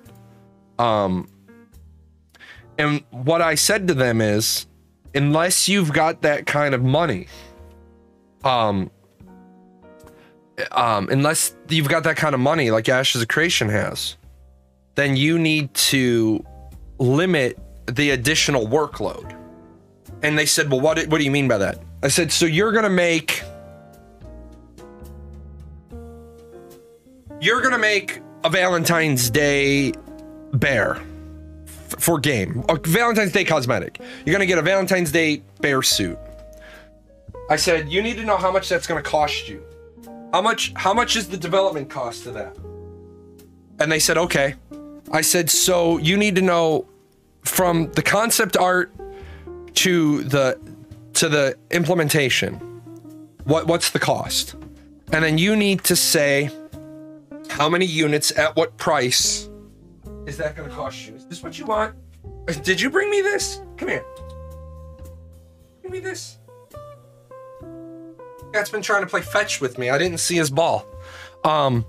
So you need to know how much it's going to cost you to make. And then you need to know what price point you're going to sell it at. And then you need to tell your people, this is a limited time sale. If we don't sell X number of units, we'll refund your money. And the reason why is you can't afford to go negative on assets that won't be available in game. Well, Intrepid doesn't need to do that because Intrepid's whole cosmetic population is that they sell the top level item. They sell the top item. And when they model it, they mesh it, they skin it, they give that to their customers. But all of the other ones that you'll see in game use that base template, use that base model, use that base AI behavior tree. So it's not a matter of Intrepid sold you a scale runner over here on the far right, and then the only thing they got out of that was the scale runner that the customers bought. They get the 3, 4, 10, 12, 15 variations. If you look at the Brew Bear and the Armored Bear, you had the Flame Bear, you had the Pestilence Bear, you had the other ones. You see the Raptor, the Swift Claw, you see the other 2 versions of that. That's how Intrepid is using their cash shop. They're using their cash shop to basically, the consumers are offsetting the development cost of the base model. Yeah, you forgot about the Plague Elk. The consumers are setting off the development cost of the base model, but then they might get 6 to 15 assets out of that. Now, I do want to note, holy fuck, is that hot coffee? You're gonna sit there for a minute. I do want to note that there is additional cost for each variation. I'm not naive to say that each one of those variations, needs somebody to do the mesh, the shell. Starbucks coffee. They need somebody to do the mesh. But in the grand scheme of things, putting a different mesh on an already animated model with an AI behavior tree is much shorter of a time frame. Now, I do know there has been people who've said, I hate the fact that you're going to see a bunch of variations of the same model. Sure, what game doesn't do that? What game is every single model of every single monster unique? It personally, for me in Final Fantasy, I love the fact that you get to see the same mob. You get to see the same mob over and over and over again as it gets more powerful. I like that. You grow in power, why don't the mobs grow in power? Could they do something like Bear gave us 1 million, so we have funds to make more bears, and then Raptors only got us 100,000, so we make less alternative Raptors? I mean, they could, but more. I mean, so. Oh, that starts to go into a marketing price point sales strategy decision. Every time we sell a bear, we sell $1 million worth of bears. So, to put some numbers on that,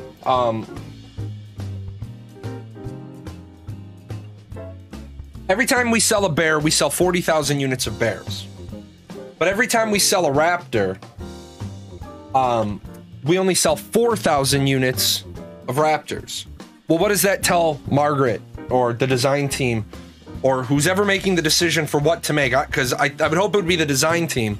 I hope the design team decides what's going to be in the package, and then Margaret markets what the design team came. But somehow, I have a feeling that's not actually how it's working. If they say bears sell 40,000 units every single time, then they're like, okay, well, we're gonna do 1 bear a year because it makes us $1 million. Now,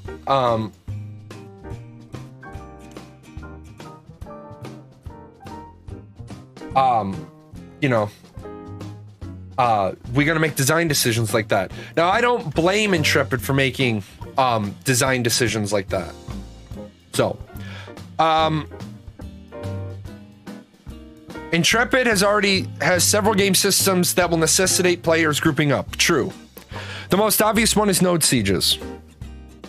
But caravans, world bosses, raids, dungeons, and other systems will also be players working together.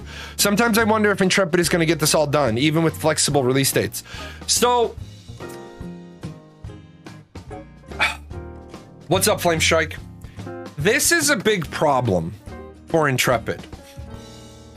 You guys know, you Star Wars fans out there, or anybody that's seen episode 1, Intrepid is skirting the line dangerously close to losing confidence. They are dangerously close to their consumer base losing confidence in them.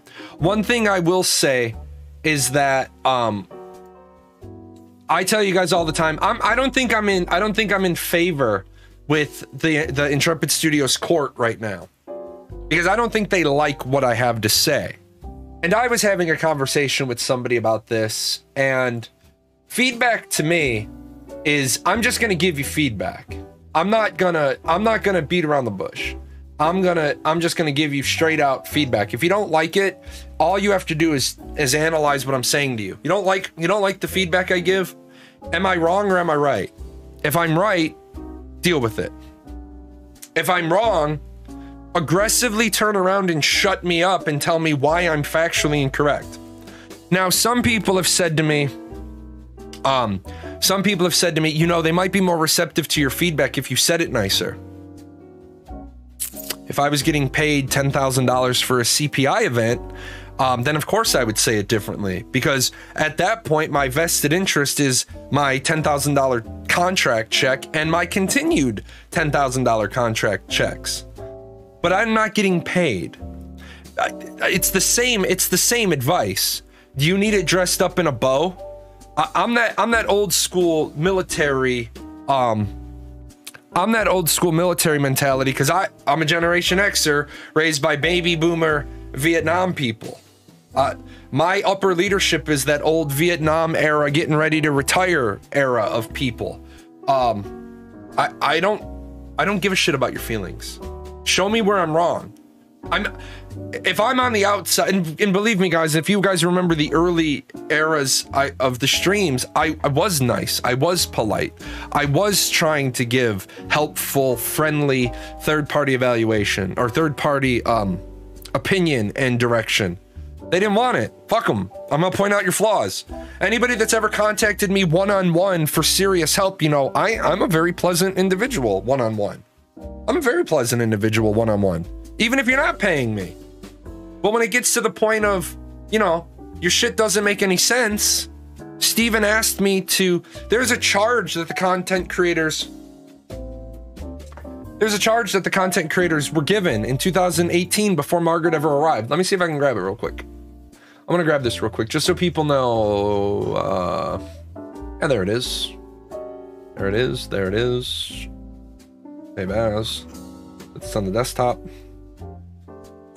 So, when people say, well, Jay, I don't know why you act like this. Well, first of all, I'm not acting.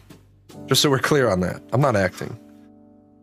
But here's what Steven wanted out of his content creators. This was after Ziz was kicked out of the content creator program. Just to reiterate, in our last meeting, I expressed what I felt was the most important aspect of the content creator program, which was to help us as developers to communicate to the players and fans of the project. I do not care if this communication is constructive criticism or negative. Express your opinions whether they are critical or positive. I don't want white knights or another bless, but do not lie or tinfoil conspiracy theories. It is very disheartening to my team and I if an official content creator sits on a podcast or video and says emphatically they are not working on the MMO. This is disgusting to hear from someone who has official next to their name. Anyways, sorry that a certain someone decided to explode over being kicked out of the program. You all rock. Look at the date on that. That date is 11 days before Margaret started at the company.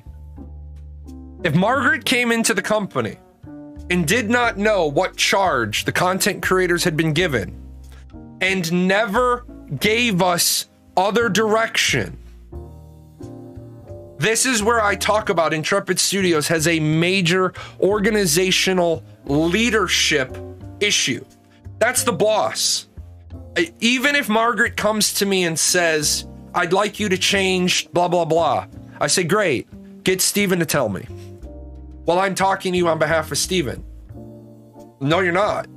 Because until Steven reaches out and says to me, hey, Jay, I'm changing the directive I gave you I don't think people, that's how leadership works. If you get a direction from the CEO, that's your marching orders. When the CEO could clip out a message real quick. Hey, content creators, that thing I said on 12/20/2018, just to let you all know, Margaret's going to give you your new marching orders. Great. How long does that take? A minute? How long does that take? 1 minute. I understand that minutes are precious, but this is also organizational hierarchy. This is organizational leadership. So I've fallen out of favor with Intrepid, apparently, because I'm critical. Well, then stop fucking doing the stupid shit that you're doing that causes me to be critical. So true. Hierarchy is important, even if it sometimes feels unnecessary.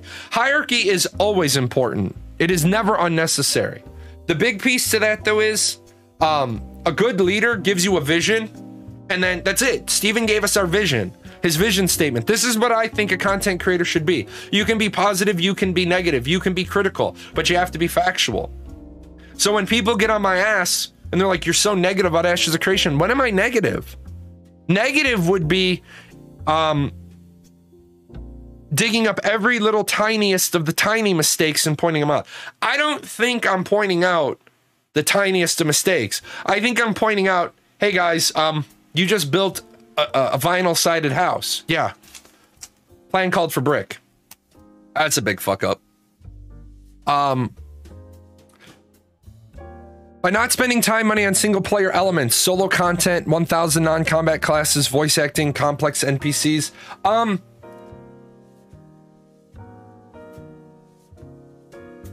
What are non-combat classes? Okay. Voice acting. Voice acting is not I don't see, this is why some people should get their forum privileges taken away, and George is definitely one of them. By not spending time and money on single player elements. Solo content, I agree. If you want to make an MMORPG, get rid of solo content. Except, what MMORPG has zero solo content? Every MMORPG I've ever played has some solo player content. I think they're using non-combat classes like Final Fantasy XIV does, where you can be a fisherman or a blacksmith. So how do you have an artisan system if you don't have non-combat classes? Do you have to do it like Final Fantasy XIV does? No. But is there going to be horizontal progression? Yes. Is there going to be an adventuring class and an artisan class? Yes. Voice acting, complex NPCs. What do you mean voice acting and complex NPCs? Voice acting isn't just for solo players. It's not just for, like, voice acting is for immersion, and immersion is for single players or multiplayers.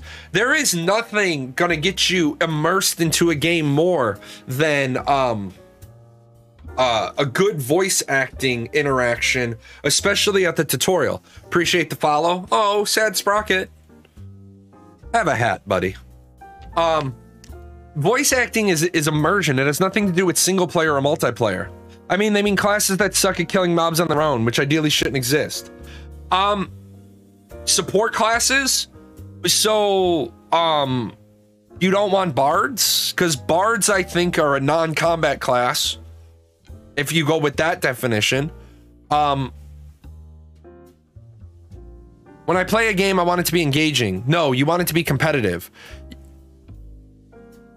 Multiplayer and competitive all in one thing. Any game system that isn't this in this box is something you consider not worth having. Pretty much true.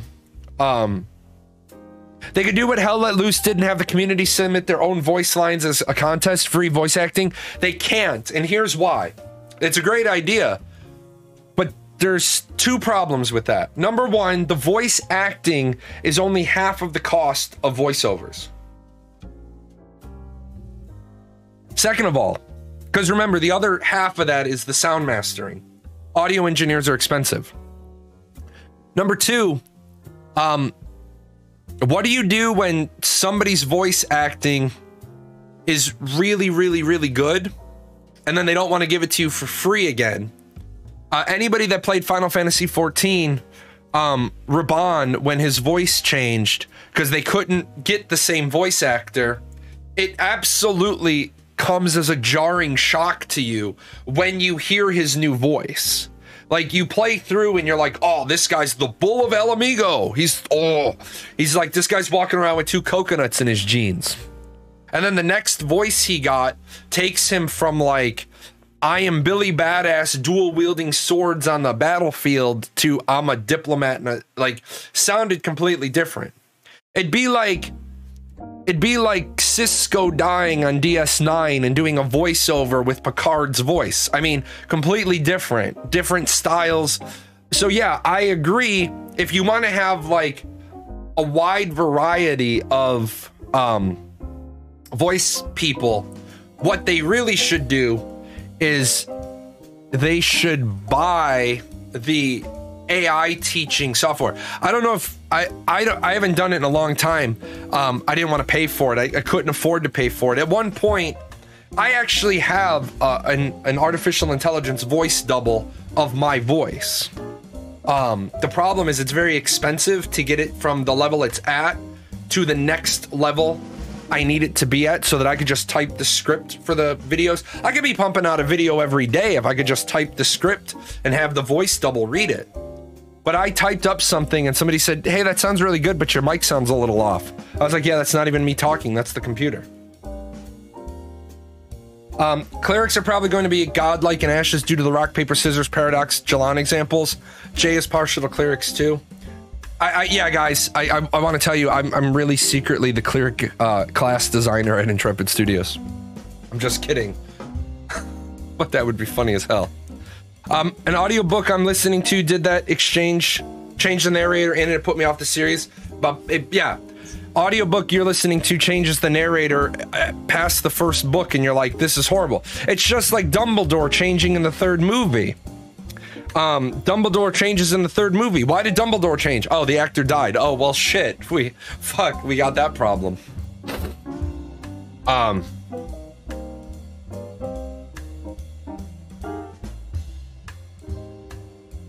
The first Destiny, they had to go back and re-record the Ghost Bot voice. Originally, it was Peter Dinklage, but when the expansion came out, he was doing Game of Thrones and was either unavailable or too expensive, so they referred to the pre-update as the Dinklebot era. Nice. Oh, you only missed about an hour and 49 minutes. So, let's see.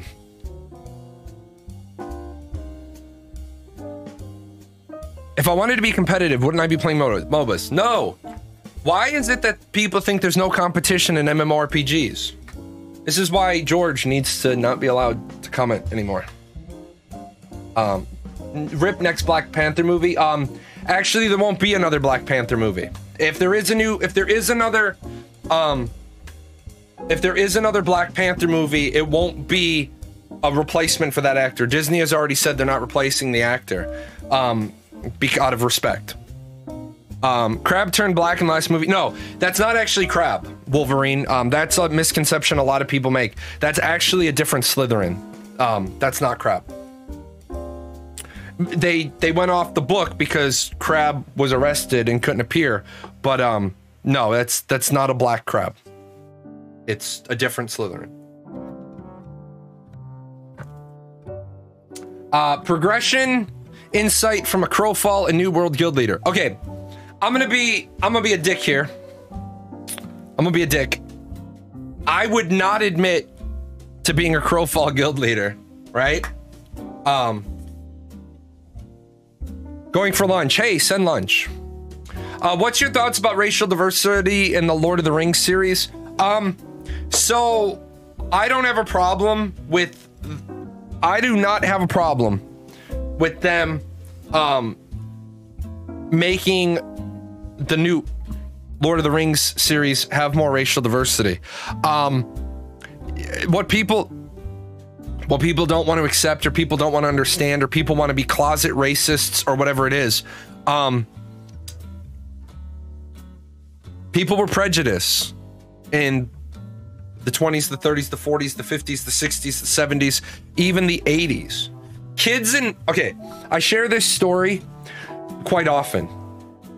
I don't understand racism. I don't get it. I do not understand I do not understand the idea of racism. I don't have time to hate people based on their race. I'm more of a discriminatory person based on stupidity. I find it easier to just lump all the stupid people together and discriminate against them, help them to get out of being stupid. But I don't understand the idea of hating people because of the color of their skin. I simply do not understand it. People are prejudiced now. They have to hide it more is all. My neighbor on the corner, about 8 houses down, he has a cute little white fluffy dog. We call him Little Buddy. I don't know what his name is. He barks and barks and barks and barks. I go on a lot of walks. He barks and barks and barks. Finally, one day I just walked up and I sat down next to the dog and I said, we're gonna get to know each other. I'm just petting the guy's dog. The guy comes out, he's like, what you doing? I was like, I'm petting your dog. I'm tired of your dog barking at me every single time I see him. And the guy's like, what? I'm like, I'm just petting your dog. I see your dog 8, 9 times a day. I go on a lot of walks, a lot of runs. I'm tired of your dog barking at me. Now we know each other. The guy laughed. Next time I walked past, the dog started running and the dog sat. I looked at the dog, I said, sit. Sit. Walked up, gave him a few pets. Dog doesn't bark at me anymore. It's really nice. Guy's black. Doesn't matter. No. Neighbor a couple of houses down. One night he was changing out his brakes and he was trying to align the caliper and he dropped it. And he sees me walking past and he's like, hey, can you jump in my car? Can you turn the wheel so I can get this caliper out? I said, sure, no problem. Guy's black. Doesn't matter. No. My neighbor on that side of me is white. Neighbor on that side of me is white. Neighbor across the street from me is Hispanic. Does it matter? No. They're my neighbors. I do not understand racism. I simply don't get it. Being a teenager, hearing my friends use racial expletives, wearing a Jordan jersey. I remember this particular day very, very, very well. Probably 12 or 13 years old, playing basketball. My friend used a racial expletive. He's got a Jordan jersey on. I said, how does that make any sense? What do you mean? You're using racial expletives. Yeah. Wearing a Jordan jersey. Yeah. Because he's a great basketball player. He's a black basketball player. Yeah. You're using racially insensitive terms about black people. Yeah. Then why the fuck you buy the jersey? I walked away. I at that point in my life, I figured it. I was like, this is stupid. So, anyway, I'm a guild leader. Logical fallacy. Appeal from authority. Yep. Appeal from authority. Progression insights from a Crowfall, a New World guild leader. I'm posting to record my opinion on how progression as a guild worked in 2 games in which I led guild. Feel free to ponder and connect with me about my ideas here.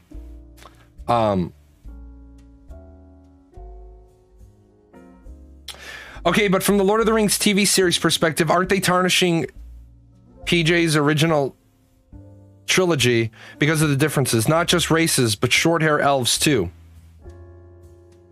Who cares? Who cares? I don't know who PJ is. But who cares?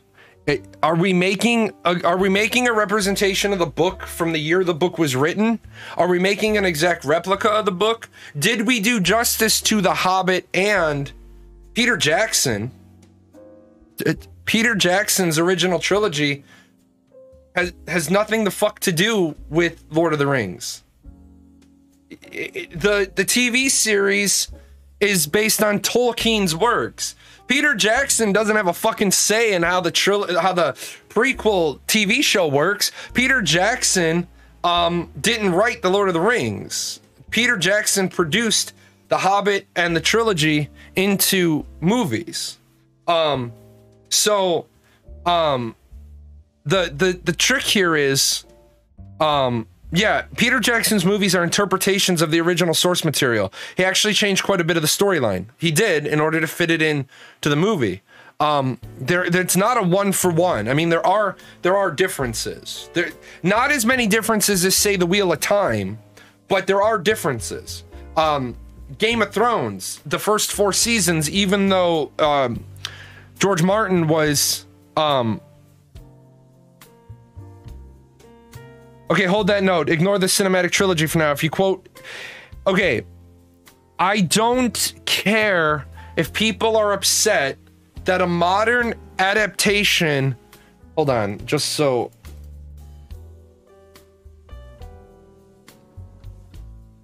The Hobbit was published in 1937. Okay? The Hobbit was published in 1937. Are you telling me you want them to not adapt to 2022? You're 90 years, 80 years, how many years are we talking there? Because I can't do fucking public math. Oh, that's not gonna give me the number I want. 85 years. 85 years. They're 85 years and you don't want them to adapt to modern times? You do know that there's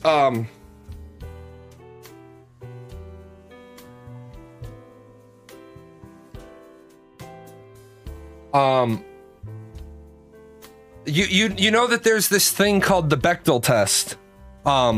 Is a measure of representation of women in fiction. It asks whether a work features at least two women who talk to each other about something other than a man.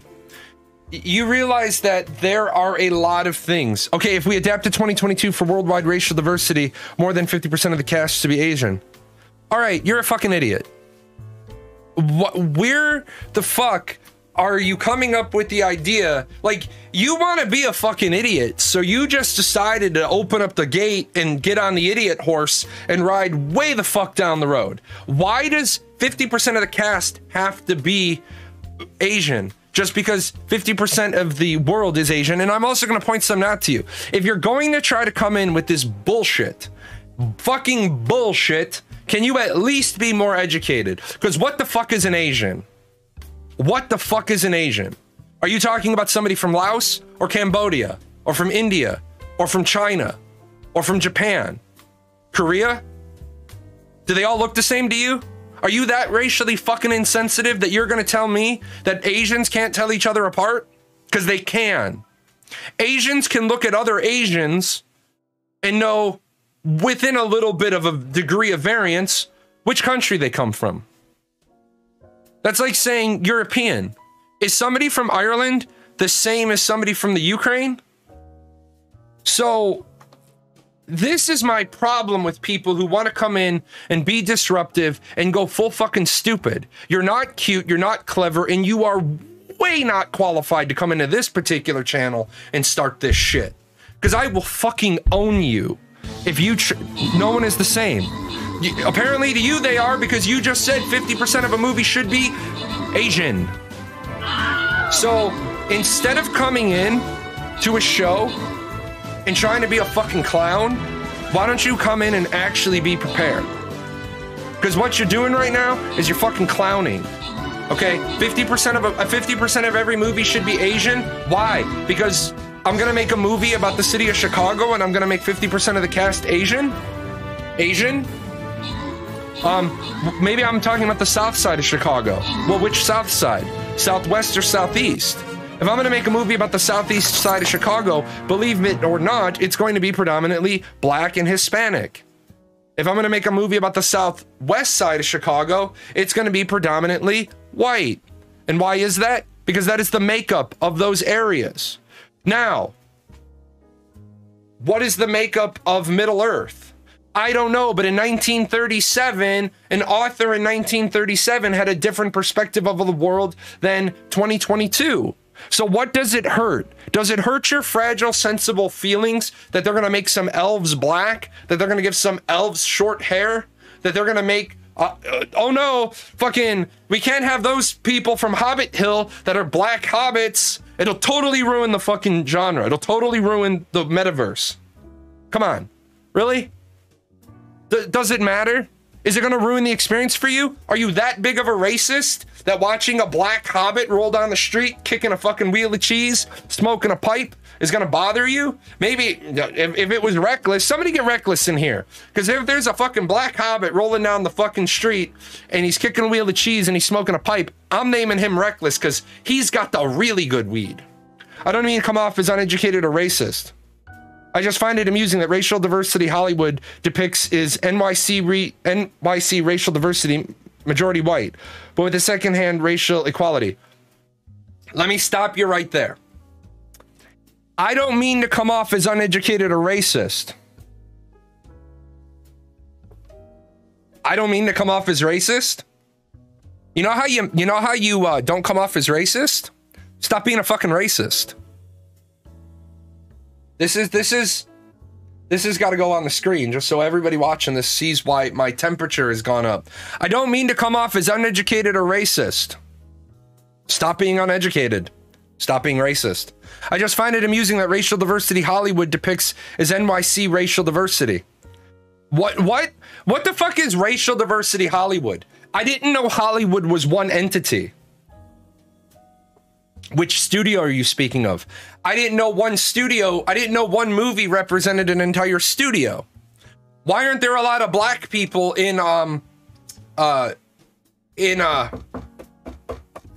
Saving Private Ryan? Because guess what? Look at the fucking racial makeup of all the people at Saving Private Ryan. But why is it We Were Soldiers Once and Young has black people in it? Oh, because the racial makeup of the people going to Vietnam in Lieutenant Colonel Hale Moore's unit had black people in it, had Cherokee Indians in it, had Eastern Europeans in it. You mean that there might be some movies that are made that have a racial makeup because it's accurate? Why aren't there a lot of black people running around on Titanic? I wonder why there's not a lot of black people running around in the dining area of the movie Titanic. Because it's historically era inappropriate.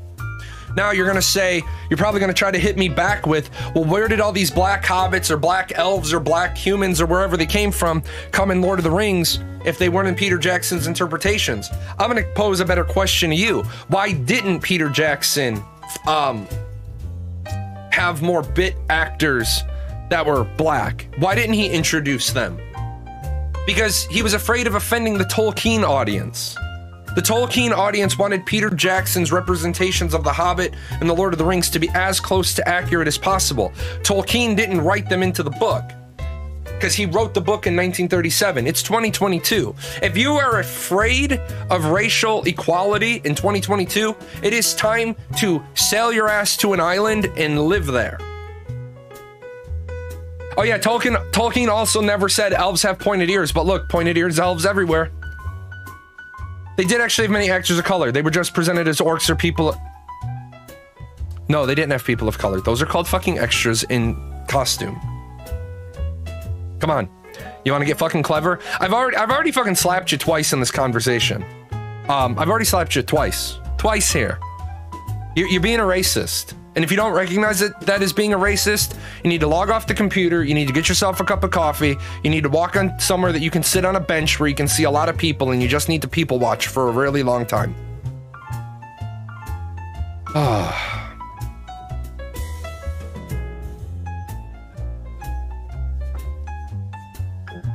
Yeah, he also used... I think there's a difference between being clever and being technical. I don't, because of what you're trying to do. By the way, what you were trying to do is being clever, and you just got slapped by my tag team partner, Karthos, who can tell you, basically where he got his extras. Where he got his extras was New Zealand. They didn't, and that's another thing to keep in mind, right? When you judge a movie, and why doesn't a movie have racial equality in its extras? They're filming on a fucking island. Sure, maybe should they have imported a couple of characters? Sure, maybe. However, anyway, back to this collaborative progression. In Crowfall, leveling up your character gear and crafting was often a guild effort. Players can trade their progression to others in the form of disciplines. Crafting, skill, combat, all gear and equipment was tradable. This leads to a natural guild structure that celebrated our crafting leads and supported our members with apprenticeship-style crafting progression for all our members. No, you're not. You don't get to say you're playing the devil's advocate, because if you're going to play the devil's advocate, you actually have to be... If you're going to play the devil's advocate in any discussion, first of all, you have to know what my position is. So, no, you're not being the devil's advocate. Now I'm gonna get hot. You're not being the devil's advocate. You're a fucking idiot. That's what you are. You're a fucking idiot. Because I didn't make a statement that you wanted to play the devil's advocate for the sake of refining my statement. The devil's advocate position is when somebody says, I think this, and you also think this, and you say, Jay, what I want to do is I'm going to be the devil's advocate, and I'm going to be the opposition argument for you so we can refine your position. So you're not the devil's advocate. You walked in here with the point, got the fuck slapped out of you for being a fucking idiot. And now you're like, I'm not racist, I'm not uneducated, I'm just being the devil's advocate. You can't be the devil's advocate to your own position, which you started. Now, I'm gonna warn you, you are exactly one click away from never being able to talk here again. Because the heckles on the back of my neck are already up because I fucking despise racists. And you clearly are one. And now you're trying to justify your bad behavior. Just be like, I'm sorry, I'm an idiot, and I'm gonna go get educated. I'm gonna go drink a cup of coffee, I'm gonna ponder on the things you said, and I'm gonna maybe drag myself up and not be like this anymore. But when you try to mask racism with the devil's advocate, you're a fucking racist. Now, I don't ban racists completely out of hand, because if I ban you, I can't educate you. But you're one click away. You're one more stupid ass fucking comment from getting banned, because nobody in here wants to take the time with you. Oh yeah, and you can read Karthus's comment, because I'm gonna move on. Otherwise, I'm probably gonna pop a blood vessel in my fucking head. Yeah, doubling down hard. Individual progression. In stark contrast to Crowfall, at the time of this post, progression in New World is not tradable. All progression must be done as an individual. This is true. All trade skills are the product of your individual grind. All gear is downgraded to your expertise gear score, which can only be achieved through individual grind. Yes. This leads to a server culture that rewarded collections of individuals who grinded the most hours. Okay, now, I want to be clear here. You're comparing two different games that have two different pillars of design. So, we're right here. Both the things that have been said are true. Will Ashes have more collaborative or individualistic progression? Okay, I like it. So, good post so far. I mean, bad post from starting with this expert level, but I mean, you don't have to be a guild leader to have these insights. As a guild leader, I personally advocate for more collaborative progression because it allows for organized guilds to outfit all members in their guild, including the less hardcore members, with competitive gear and or skills. Well, no, not skills. Because not skills. Skills should always remain the realm of individual progression. But I do agree, competitive gear. Individual progression promotes a more toxic elitist environment, since the only competitive edge is distilled down to players who put the time into grind endlessly. No, that's not true. That's true if your game is BDO. That's true if your game has a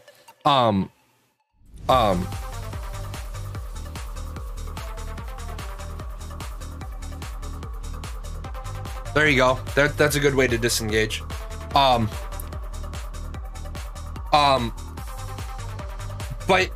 saying that a game is whoever puts in the most time to grind endlessly isn't true. Because New World is grind endlessly, but there are other games that there isn't an endless grind. There are other games that individual progression doesn't always promote a toxic elitist environment. Normally those games that promote toxic elitist environments are games that don't have massive group content like castle sieges or node sieges. The mentality is, if I only need 8 people to do all the content, then I only need to align myself with the 7. I'm number 1 on the server. let's all pretend I'm number one. I'm the number one geared person. I have a 10,000 gear score. My objective then is to recruit numbers 2 through 8 to my static, because we only ever need 8 people. Now, if number 7 is a cleric and I'm the number one cleric, then I'm not going to recruit number 7. I'm going to recruit number 2, 3, 4, 5, 6, 8, and 9. And then maybe number 9 is a duplicate tank, so I'm not going to recruit 7 or 9. I'm going to recruit down to 10. The piece here is, if content requires 40 people, I highly doubt any organization is going to have the 40 best geared people. So I agree with some of what this person is saying, but they're making a lot of, they're inputting a lot of personal feelings, personal grudges, personal gripes. I want my guild in Ashes of Creation to remain competitive, and I don't want to need to resort to poaching the most active players as the primary means to stay competitive. I want to be able to outfit my more casual members and bring them along to major battles. Well, you're going to have to. I want working together to be our avenue of success, not work more. Well, you're going to have to do both. Because remember, in Ashes of Creation, there is personal development. There is horizontal progression. There is social organizations. There is religions. There is your PvP season rank, and not just your PvP season rank, but also the brigand or the caravan defender tree that may only be in the rank. We don't have that answer. There's also the sailoring skill tree. So there's a lot of horizontal progression. Collaborative progression, also known as funnel. I hate funneling because I always get funneled last, because I always join a guild and I don't have people I play with, so I'm always at the bottom of the totem pole. Well, first of all, I want to remind you, it's not the bottom of the totem pole, it's the top of the totem pole. Totem poles, the most revered person is at the bottom because they're the base. The least important person is the top of the totem pole. That's one of those things about culture they don't teach you in history class, which they should. Number 2, you're gonna hate me for this, but sounds like a you problem. That sounds like a you problem. That's not a problem with the system, that's a problem with you. You always join a guild and you don't have people to play with. Well, if you joined a guild, you have people to play with. See, people need to stop thinking of guilds, right? Guilds are not, well-run guilds are not a gaggle fuck of 300 people just in a fucking group, right? In just a gaggle fuck. A good guild is this, right? A good guild is this. Static 1, Static 2, Static 3, and Static 4, and then we have here, we have Tank 1, 2, 3, 4, and then we have, I'm just going to do this down the front line. You have Cleric 1, you have Bard 1, and then you have Damage Dealer 1, Damage Dealer 2, Damage Dealer 3, Damage Dealer 4, Damage Dealer 5, and then you have the roster, or the bullpen. Right? Now, there are going to be people, statics on statics on statics. Yeah, exactly. What you're going to have down here, Axel, if I join your guild day 1 in Ashes of Creation, you won't funnel to me first. You will already have established crafters, for example. You're right, I will. However, that doesn't mean that you don't get taken care of. It means you have to accept you're going to be taken care of, because I don't outfit the people I don't know before I've outfitted the people I do know. That also doesn't mean, and let me do statics first, and then I'll do crafting, right? I'll do crafting second. So what this means is we got 2 damage dealers down here, right? And that's all we have. Everybody else is assigned to a static. My job as the guild leader is to make sure that if my bullpen has 2 damage dealers in it, now I know between me and the recruiting officer knows we need a tank, we need a cleric, we need a bard, and we need 3 DPS, right? But here's the benefit of a bullpen. This person's a college student, right? So this person has 3-day-a-week availability. But a key thing is that they can be on for sieges. As long as they have a couple of days notice, they can be on for sieges. This person's a single mom, right? So this person is really the pug. If they're on, they're on. If they're not, they're not, right? So I'm the guild leader. I'm static 1, and I get on, and one of my damage dealers is missing. I look to the bullpen first. Bring this person up. Maybe that person's not exactly the greatest geared. Maybe that person is a little bit deficient. But I would rather pull a guildie up and help that guildie experience the content, get some time, even knowing she's a single mom, than go outside and get a random pug. This group is going to run something, and they know that damage dealer 3 has got to be gone on Thursday. They say, hey, who's going to be available on Thursday? And this person's like, yeah, I'm here on Thursdays. Because now what you're doing is you're building up your own bullpen of people for when you want to do bigger things like sieges, caravan runs, world bosses.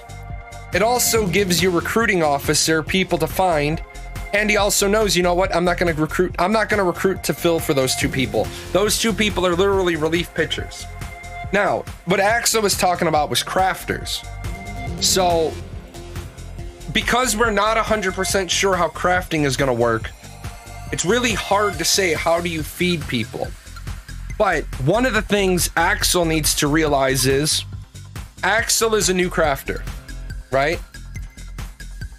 Axel is a new crafter, which means there's a couple of things here. There's trust, you know, there's reliability. Am I going to get pieces back? Also realize Ashes has processors, and these people are actually going to be easier to trust than crafters. Crafters, I have to give you all the materials to make the final item, right? Processor, Axel can just start on a small gig, 100 logs to, or 300 logs to 100 lumber. I give that to the processor gives it back, I feed pretty much. After a while, that person has gotten a level of trust, you know, that person's getting paid a little bit by the guild. Because there's no labor system, it might be a little bit different.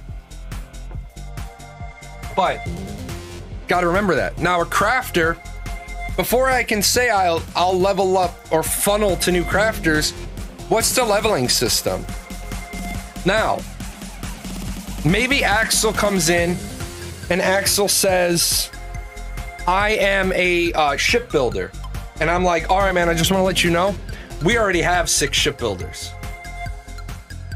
If Axel only wanted to get recruited based on being part of our logistics company, really, how did Axel get recruited or how did Axel get invited if we already have 6 shipbuilders?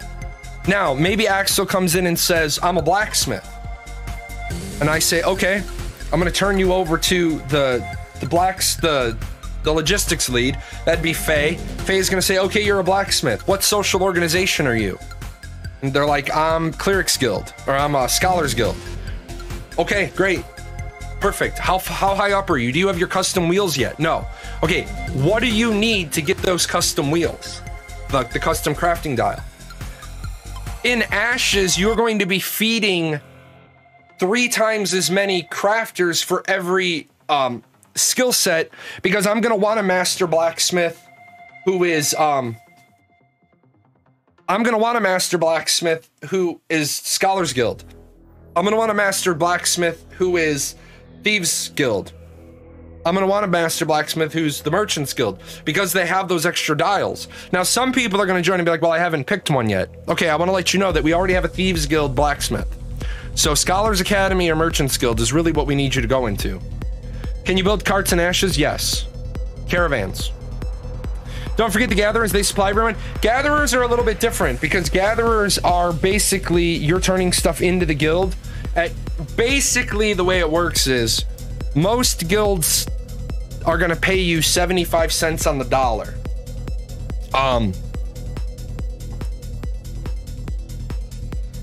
Gatherers who have to be the ones that are most trusting because they're giving away the fruits of their labor to the guild. Actually, I disagree with you.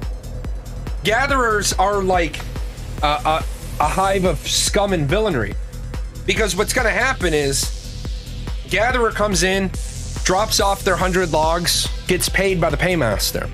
Now, most of the time, those gatherers are getting 75 cents on the dollar. And a lot of gatherers who work for me say, why would I do that? I say, because we keep a record of that other 25%. So, and I don't know what we're going to do for gatherers yet, because generally, gatherers don't make their gathering tools in most games. So what the way it works is, you're constantly dropping off logs or lumber or fish or whatever it is, and then, you know, you contact us, be like, hey, I need a new hatchet, I need a new fishing pole, and we just give that to you. We just provide that. That's where that other 25% goes. That's where that other 25% goes. But in Ashes, the gatherer might be getting free tools on Broken if your credit is good. Yeah, well, we do that all the time for gatherers. Like, I used to give away hulks to Eve pilots. When they got to a certain level of trust and they showed me their window and that they had, I'd be like, they're like, I'm ready to get into a hulk. They're like, here you go. Thanks from the guild. That 25% that you didn't, here you go. Merry Christmas. I also paid for their books.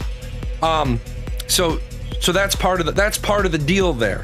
But what we're gonna do for gatherers, I don't know yet, because there's so much we don't know about the artisan system.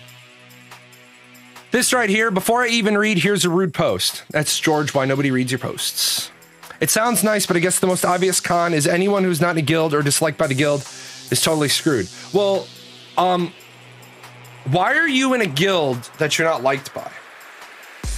Why would you be in a guild that you're not liked by?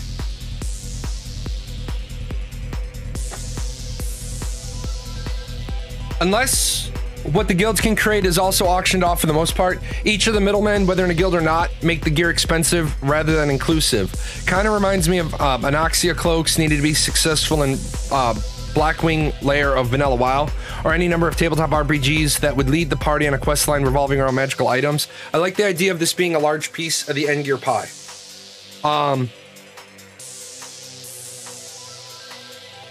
Sure. As far as I can tell, Ashes will be individualistic in terms of experience, but collective in terms of gear. Yes. You didn't need Oxy cloaks and Blackwing layer. It just made it easier. Yeah, I didn't want to start talking about another game, but you're right. I want to remind people that you are not going to be able to craft everything yourself. And people have said, well, I'll just make alts. No, you're not. You are not going to be able to own a process from start to finish by yourself for every piece of gear. You might be able to have 2 accounts that are gatherers, 2 accounts that are processors. But like I said, when you start getting into the crafting realm, your social organization is going to make a difference. So say you need 4 characters to have all the crafting masteries. Well, then what you really need is 12 characters.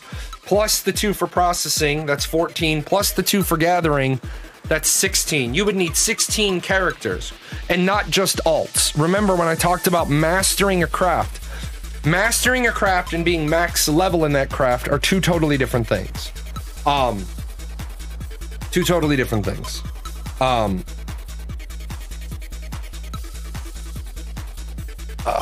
want to kind of get done with this. I need to jump into Saifu.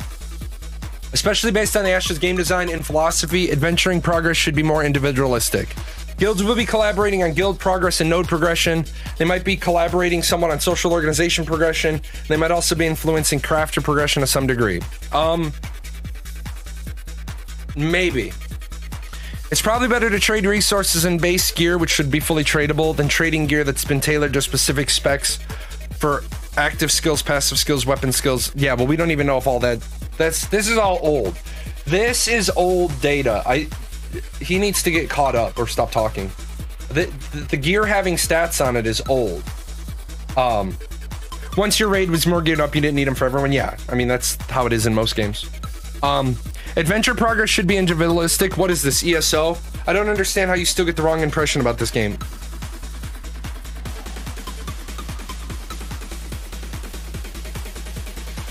1 second.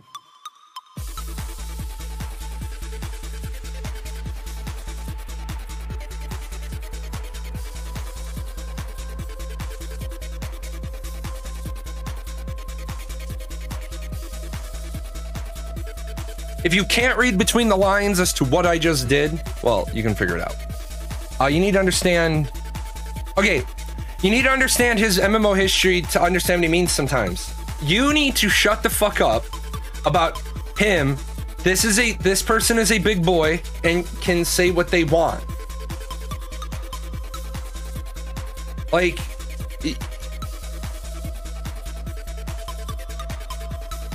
Can nobody speak for themselves on the forums?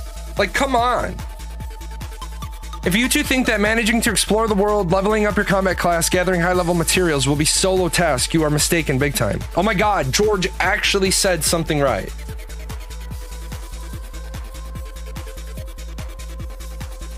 So, pretty sure it's going to be highly collaborative progression. Gear is tradable. If you replace your weapon, you could pass down your old one to someone else.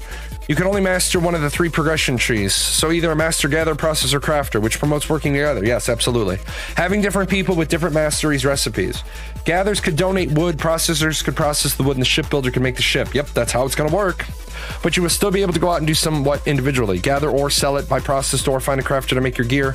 For leveling, I believe experience earned for leveling is based on how much damage you do to a mob, so there won't be power leveling someone. No, incorrect. That's not true.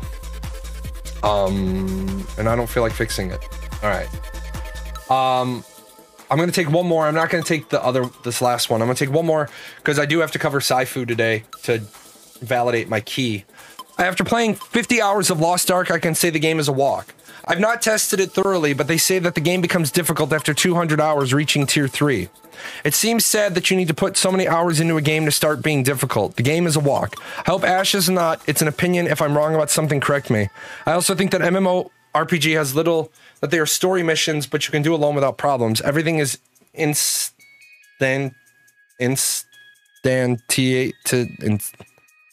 institutionalized. I would compare it with more like the Path of Exile. Yeah, they still need to figure out combat first. That's true. I think the game takes more hours to become difficult, but it seems wrong to me. Lost Ark is more of a hack and slash action RPG. True. I like that signature. That's really cool. Those types of games are generally designed to be easy at the beginning. Can't really compare Lost Ark to Ashes of Creation. Although Ark does have a couple of nice MMO systems, Ashes could garner some inspiration from. I hate when people say that shit. Ark does have a couple of nice MMO systems Ashes could garner inspiration from. And then you leave us hanging. Like, which ones?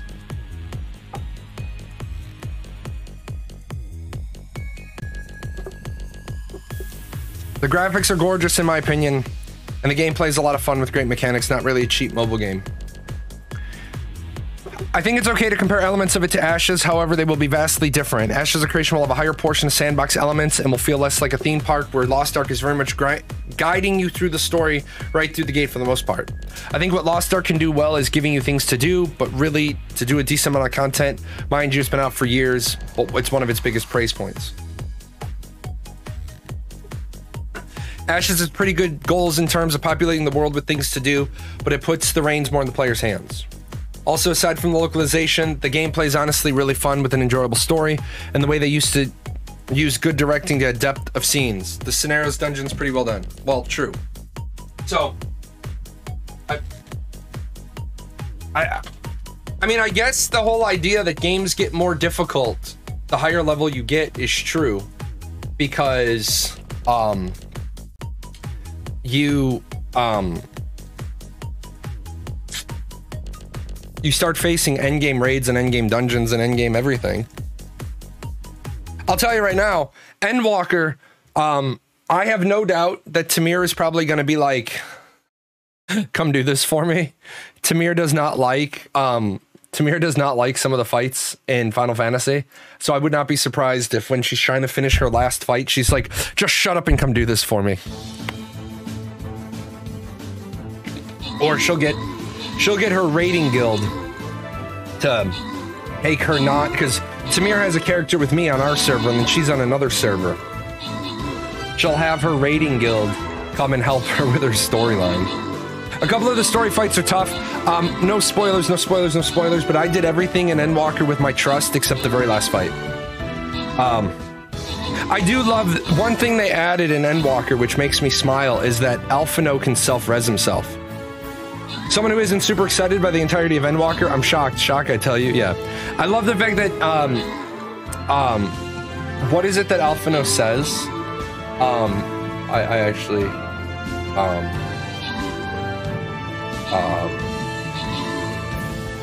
if Alphino dies in a dungeon, he'll say, "Time to redeem myself," and will res up his own dead ass. Yeah, unfortunately, I have to remember to, when I record video game footage, when I record video game footage, I have to bump game up. You guys got to remind me when the stream raiders fight stuff is loud. I have to slide the slider down. I constantly forget to do it. I got to add it to the pre-show prep.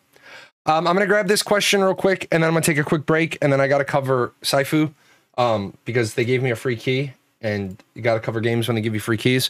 What are you personally most excited about when it comes to Ashes of Creation? It's real simple. Everything. I'm excited about the whole thing. The reason why I'm excited about the whole thing is because I think to be excited about one part of Ashes of Creation would then leave you less than excited.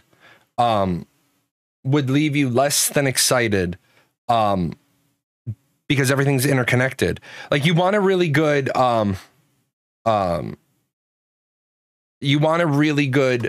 artisan system, but a really good artisan system isn't going to make any difference if the combat system isn't good, if the loot drop mechanics aren't good, if the ability when you need to repair and how you need to repair, if all those other systems aren't good. So I am personally excited for everything, but if you make me pick one thing about Ashes of Creation to be excited for, then I'm gonna say the node system. I love the fact that it's a dynamic world that is emergent gameplay. The node system is amazing. With that said, I'm going to put you guys on the Be Right Back screen. I'm going to take a real quick break. I'm going to change the stream info. I'm going to do Saifu for the rest of the day. So thank you for being here for Ashes. And if you're not interested in seeing me fail completely at a fighting game, I'll see you on Friday. I'll be right back.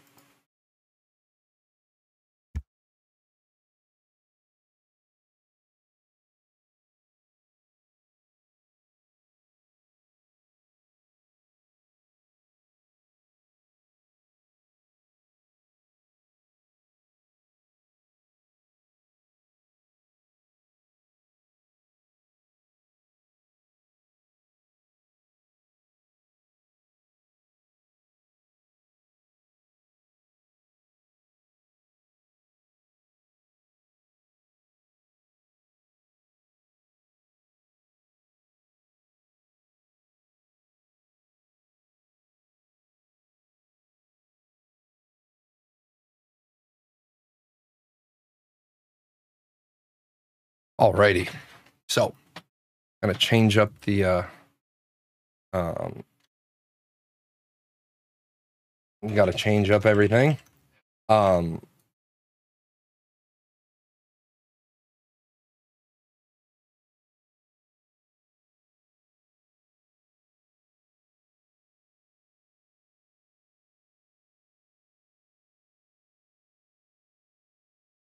One of the things I am trying to do, guys, is like I did with the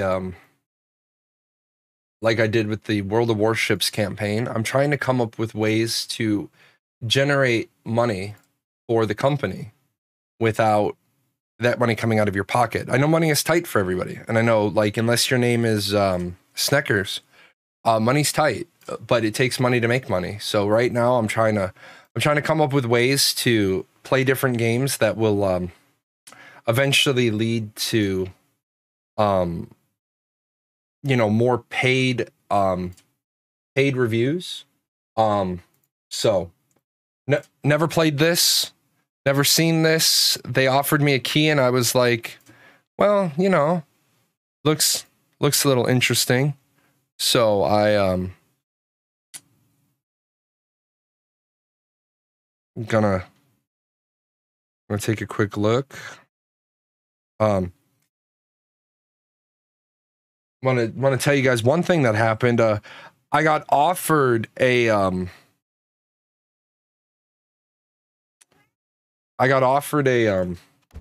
deal to cover health food And I was like, okay.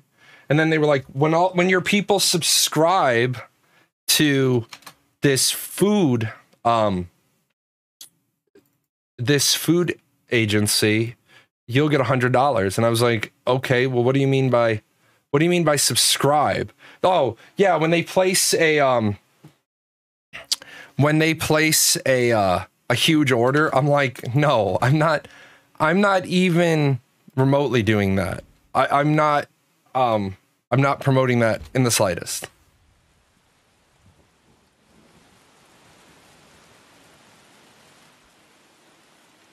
So.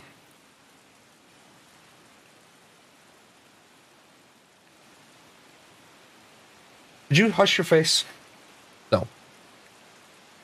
Favorite martial arts movie? I don't think I have a favorite martial arts movie.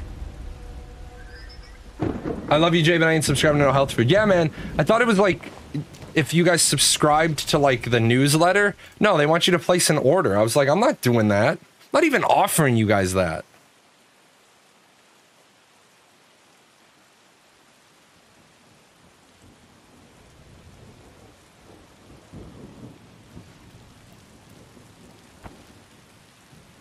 Okay.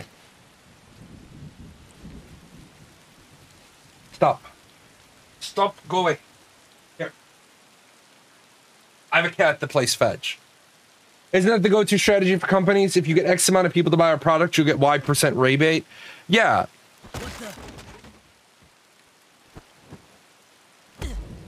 Okay, this is... Oh, this is not going to be my style of game. This won't be my style of game at all. There's going to be too many left-handed controls. My hand's still not there. But yeah, that's the strategy for... I don't mind, like, World of Warships was like, get people to sign up, make a character, play through the tutorial, and we'll give you money. I was like, okay, we can do that. What's going on? Who are you? Who wants to go first? Okay. Leave him to me.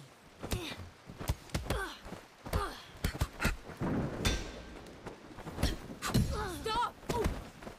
No, I don't want to stop. I'm gonna... Oh! Getting surrounded. This is just pure unadulterated violence. Wow.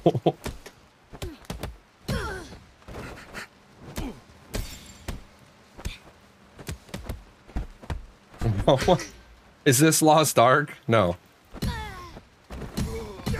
Oh, this is good. This is just fun as shit. Oh, I didn't pick up the staff until too late.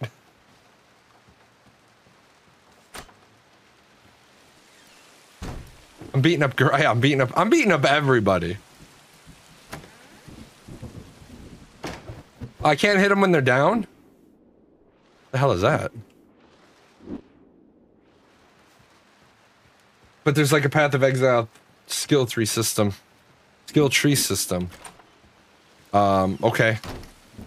All I know is that the game looked interesting on the review, and so she was standing and panting in exhaustion, punched her in the back of the head.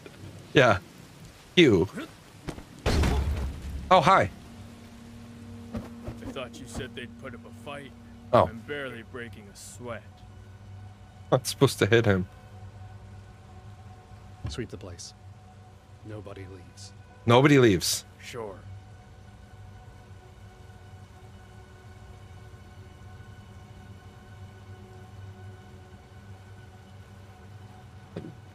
I can't hit them on the down like the beginning. Yeah, like, you know, Jay chooses violence. Yes, I choose violence. If have you never seen that meme I did, the meme video with Cersei's voice for Vec in Renkai? I choose violence. Why are you scratching me? Stop it. Go play.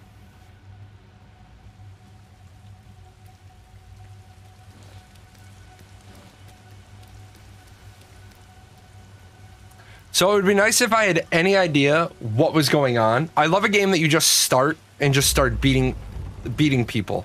Like, that's how this game has started. Like, I installed the game this morning, didn't do anything with it, and now I just jump in and I beat up a whole dojo full of people. Who the hell is that? Get him now! What are you doing?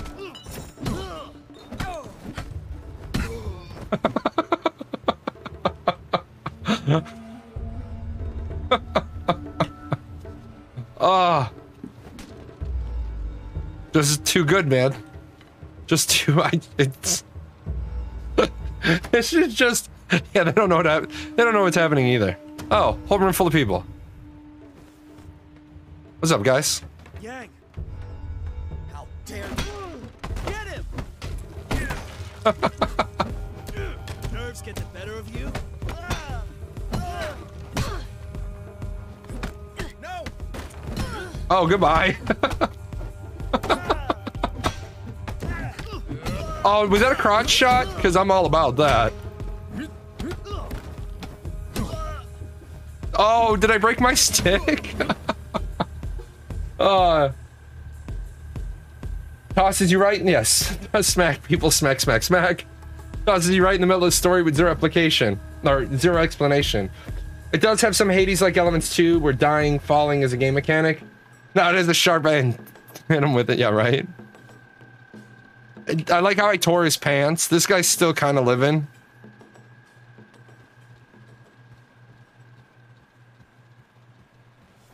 And like all good games, up is blocked by a chain.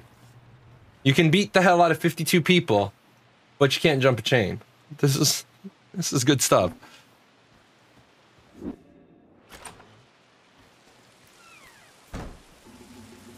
Oh no. Was I not supposed to come out here? Oh. Oh, what's up? Where is he?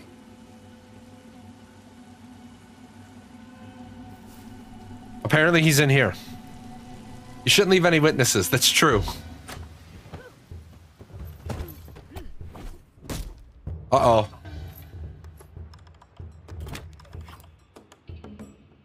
Yang, of course. I guess I'm Yang. You've gotten slow. Seafood.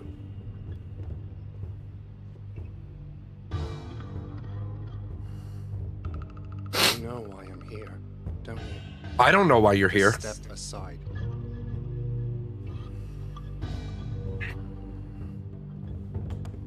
I can't lose to the AARP. That's right.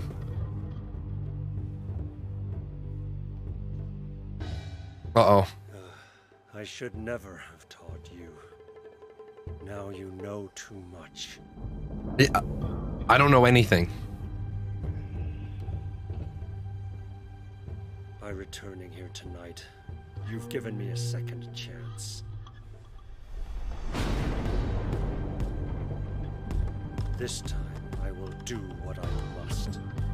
I will do what I must. I have a feeling I'm destined to lose.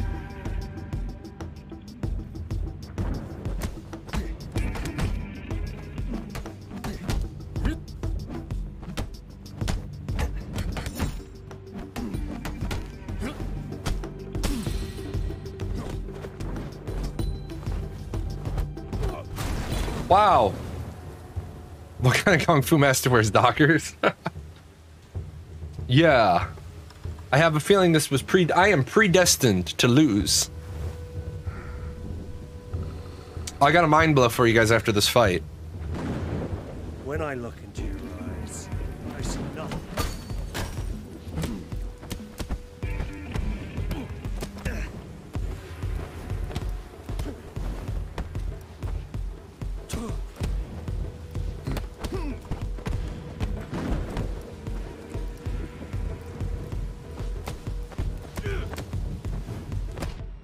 Dude, he's like crotch grabby. Like, what is up? Stop that.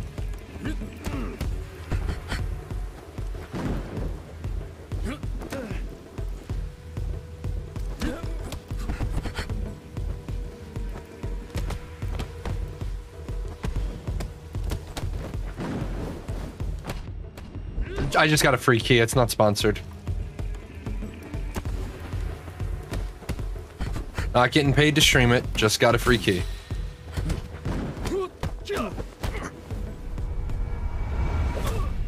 Oh!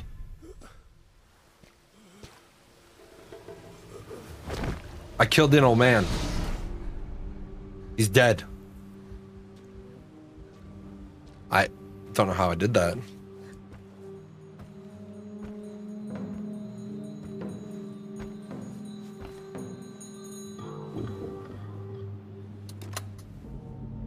I killed Bill. Yes, I killed Bill. I just did more damage to his heart than 70 years of cholesterol. That's right. Who's your character? Boy.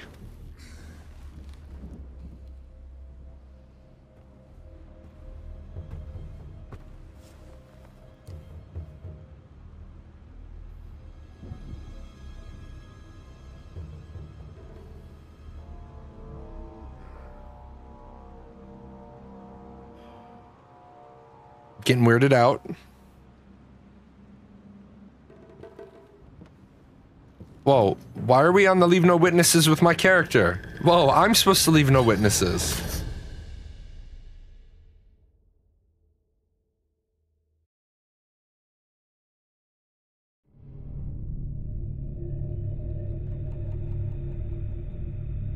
Where is it?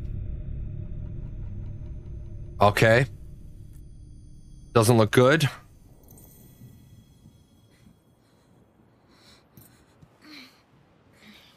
Doesn't look good. Slow Clap presents The Boy Who Lived. Wait. That's Harry Potter. Okay, go.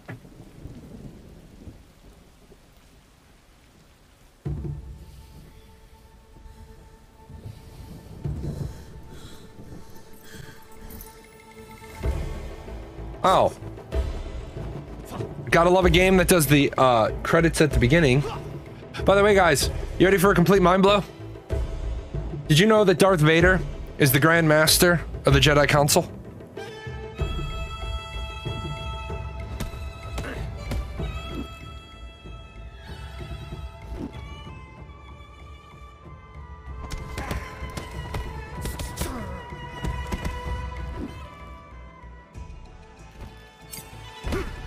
Oh. So you can hold F and hit them in a specific spot.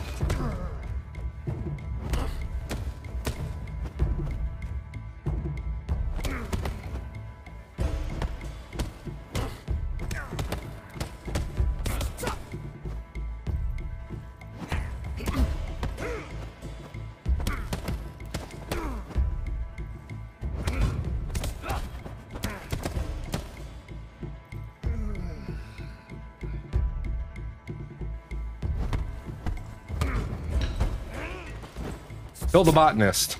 Okay. Yeah, Darth Vader is the Grand Master of the Jedi Order. The reason why is he was never expelled from the Order, but he was on the Council. So when Yoda died, he was the last one. A fighter. S plus W. There's spacebar plus S.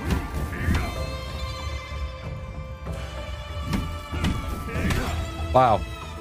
Just before being hit. Yeah, I don't think this game is going to be for me. Because as you all know, my left hand doesn't exactly like complex commands.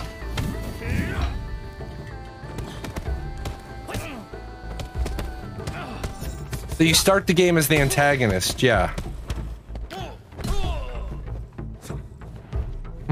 This is a cool way to do the tutorial. This is a very, very, very cool way to do a tutorial, though. The artist. Palm Strike, SW plus.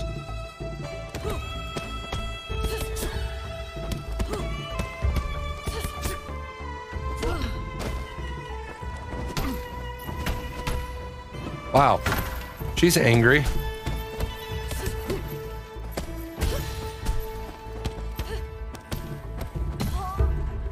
Wow. Okay. So there's a lot of commands. I'm not gonna remember any of them. It's just like Dying Light 2. The CEO.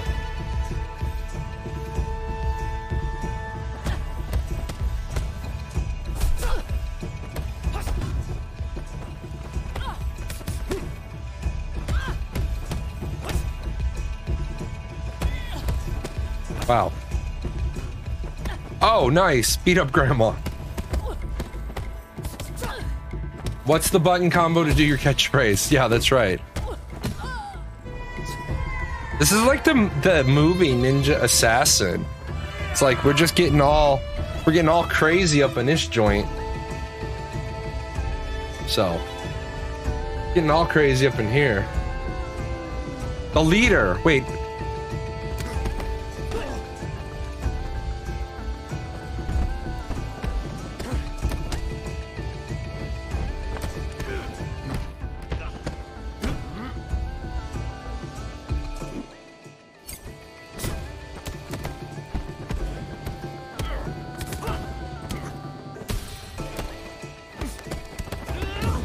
Sifu!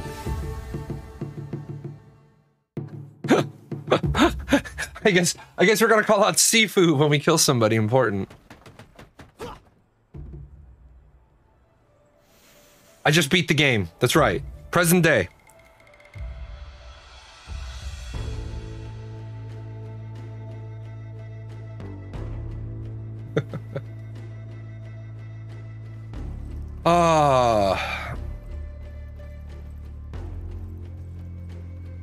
Wait.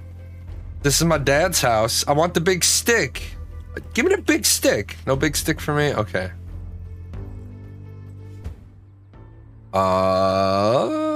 Hey. What are we doing? Zoom in on an item.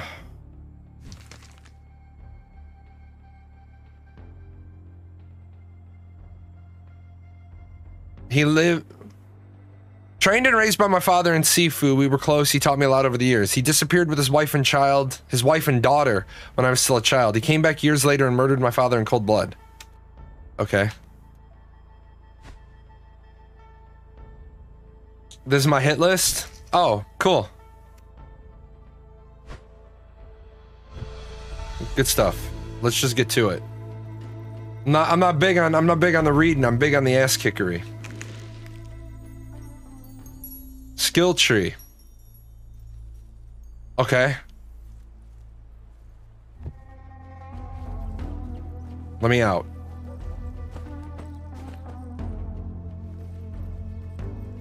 Okay, I'm noticing a lack of any... Oh, here we go.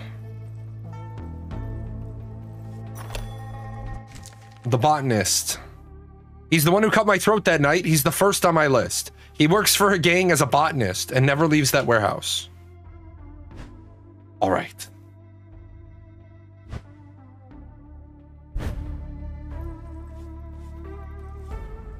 The squats. Okay. The botanist, the fighter, the artist, the CEO, and the leader. Okay. I gotcha. What do you want me to do over here?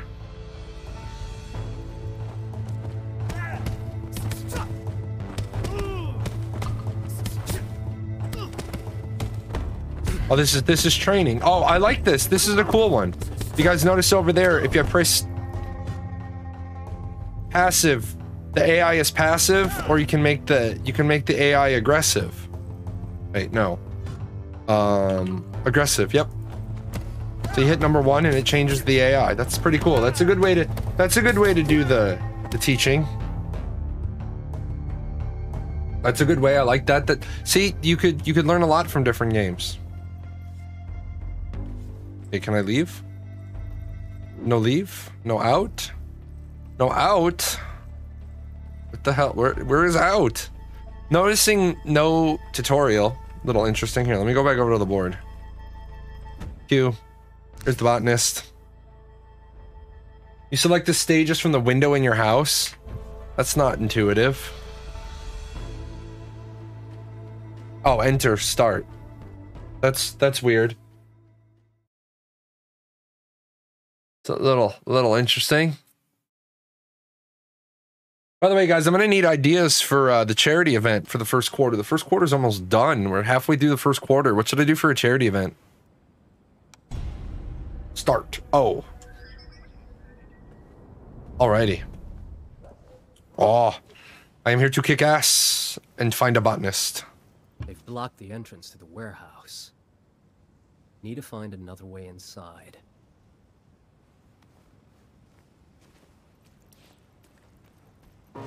Sprocket tattoo. Get lost. Nothing here for you. I warned you, asshole. No, I warned you.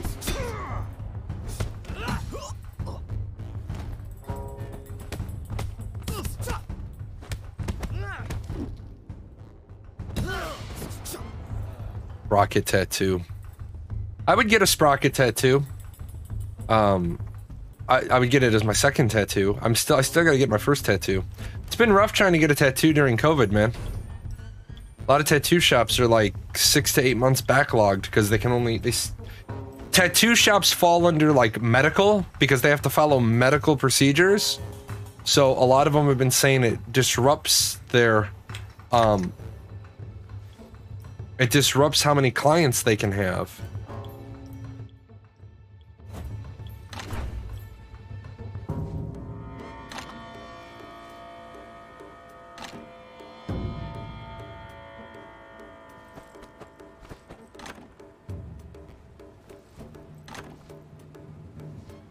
The door said no.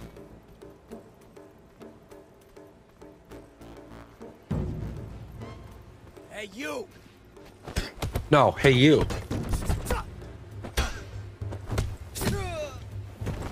Don't talk to me. I don't even know. How'd you get... How'd I get it? Nope, not even gonna let you finish your sentence. I love the slap. The slap right into the wall.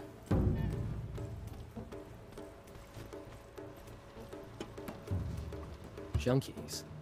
I don't think they'll be a problem. Junkies?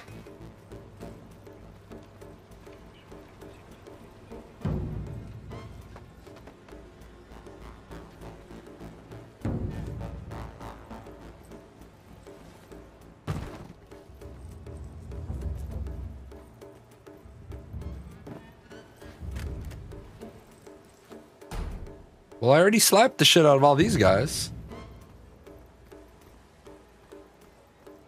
What's going on here?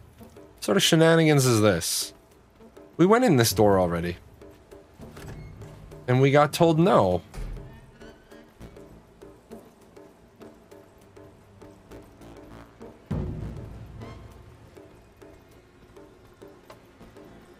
Okay, there's a door here and it won't. It literally says no. Like I cannot open the door. Like what the hell is this?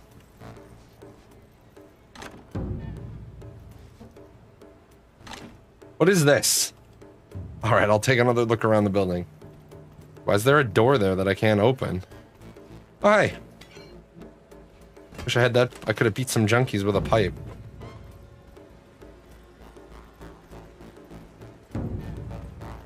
Junkies. Junkies. Nothing down here. Hey, another flight of stairs. Alright. We'll try again. Anybody? Bueller? Bueller? Hi. What in...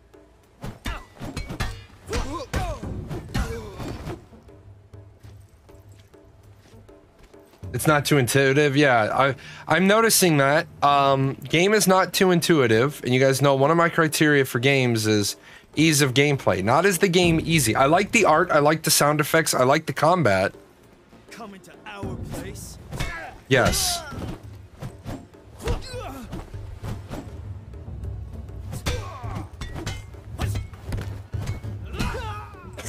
I can make it.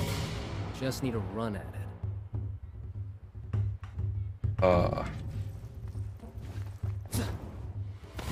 Fuck you doing in here, pal? I got beat up by a girl. Oh, what is that?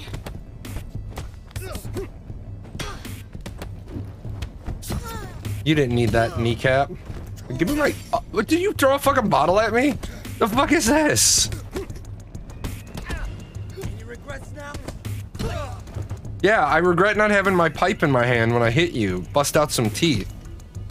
Give me my pipe. It's not no crack pipe either. I'll beat people with a pipe. Open up. That's a lot of people. Bust this damn door down. Check this fucking clown out. Clown. Help you with something? Yeah.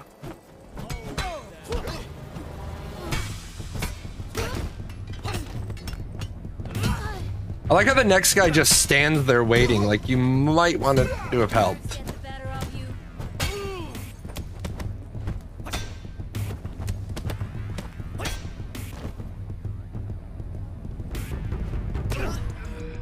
What?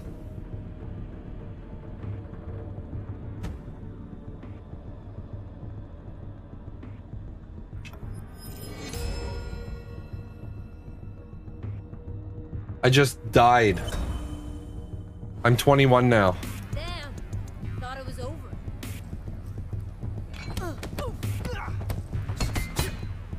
Not so tough after all. Wow. Wow. So they basically make the introductory tutorial really easy, and now all of a sudden it's like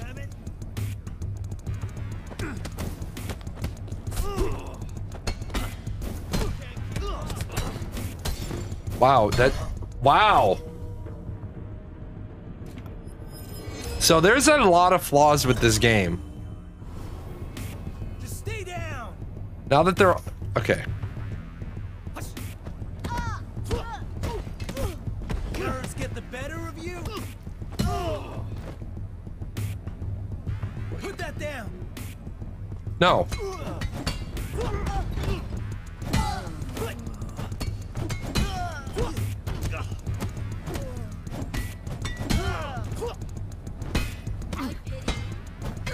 So they went from being like a over the shoulder to being a side scroller, which is also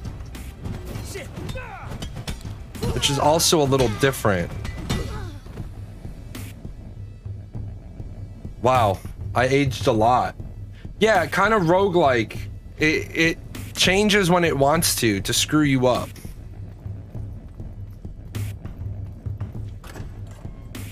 Where's this botanist? Also, this age progression, 1 to 2 to 3 to 4, man, I'm gonna be old as shit every time I die. That ain't gonna work.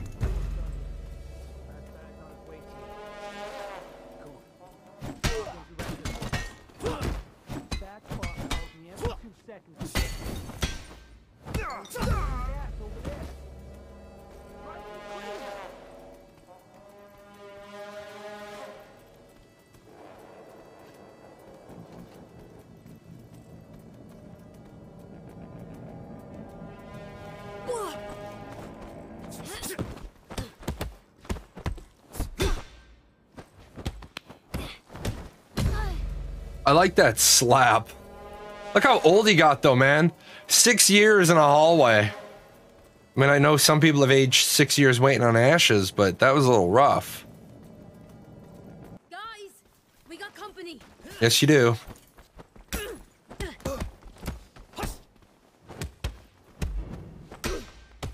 No way.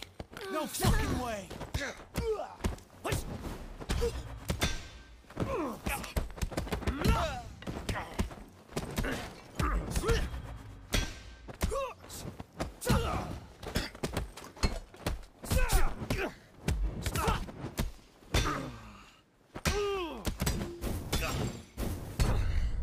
Damn.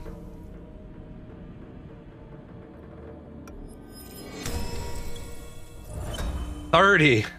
Home. That's it. Get up.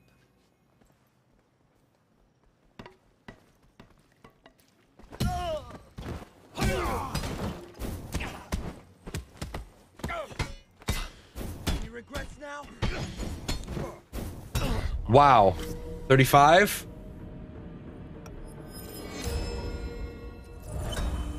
Dude. Unreal. Again?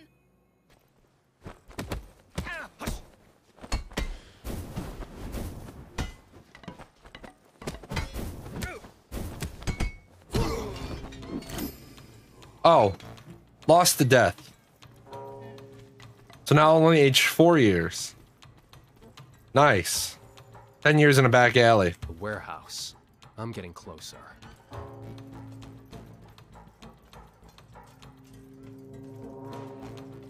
Ooh, little saucy.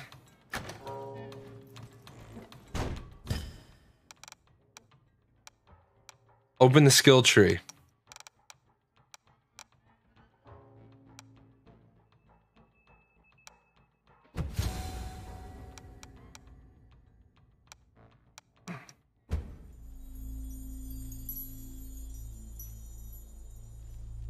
Level up. Okay, so I'm 35.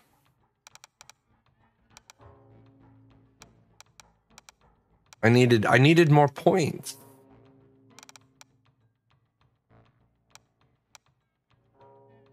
XP needed to unlock. Reset your death XP to 0. Oh, okay, I see how that's gonna work.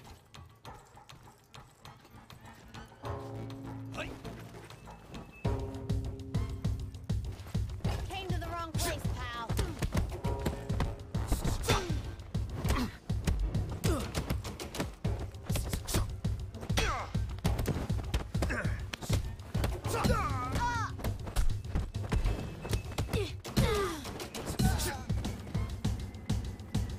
Another jump here. I can make it.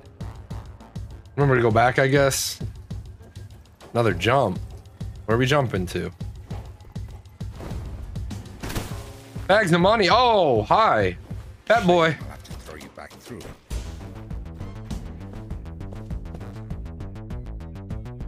Fat boy. Come on, fat boy.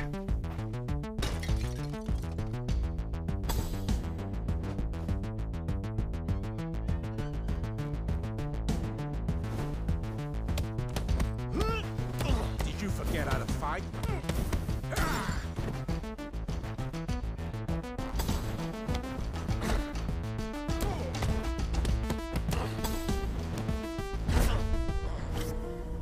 That's a really rough command.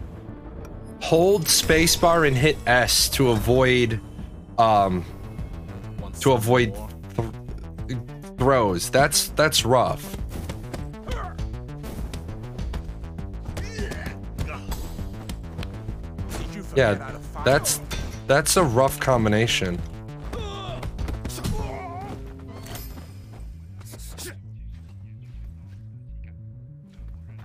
So, I will say this, if you don't have good left-hand control, not going to be a game for you. Is there a way to rebind?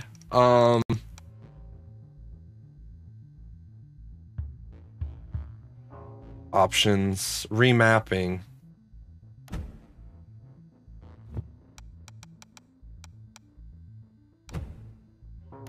Oh, okay, controller game. This would make a whole lot more sense on a controller game.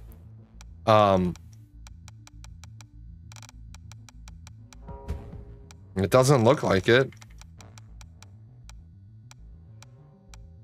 But if you could play on a controller, this would make a lot more...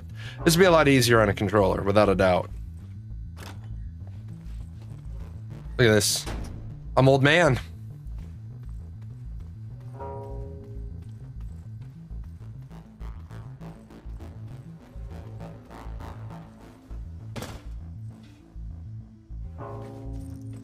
Hey, a gym locker. No, a door.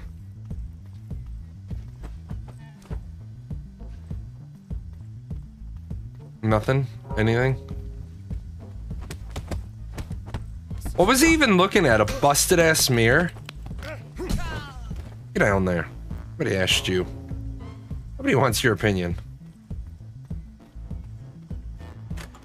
Come on, speed this up. I don't want to be late for the club. I plan to win big. Who in the fuck?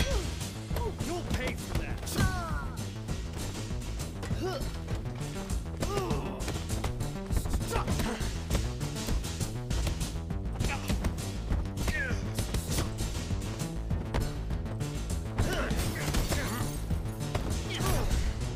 Dead again. Yes! 45 years old. Older than me now.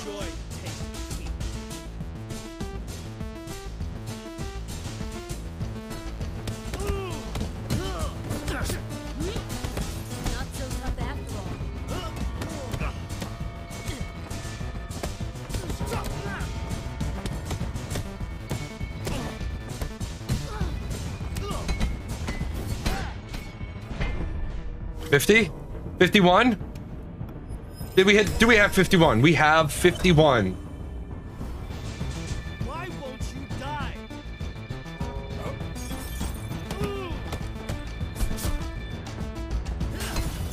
Nerves get the better of you? Dude, right in the side of the head. Drop your weapon. 58? We got some problems here, folks. What age do I die at? Just die of old age. Fucking die? No, I don't ever die. Any regrets now?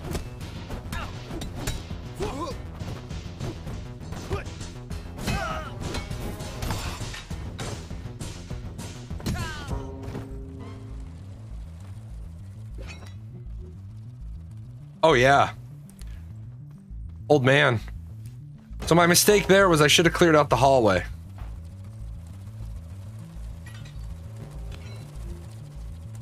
I should have cleared out the hallway before I went in there. Picked a fight with too many guys. This isn't gonna end well for me. Definitely not gonna end well. Man, I'm so slow now. How the fuck you get in here? How did I get in here? Through the door. I bet your key's gonna make things on fire. Don't even think. You can't keep up. Uh-oh. 66. Execute order 66. Really? You want some more? Yes, I want more. He has a weapon.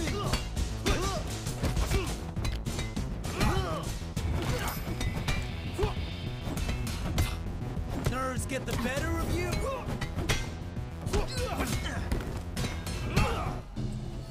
Oh yeah. Bunch of keys. Moving through the warehouse will be a lot easier with these. Nice. These will be useful.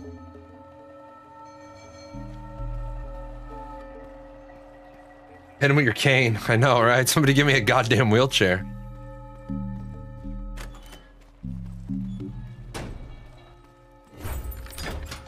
I don't want to investigate them. This is an interesting game.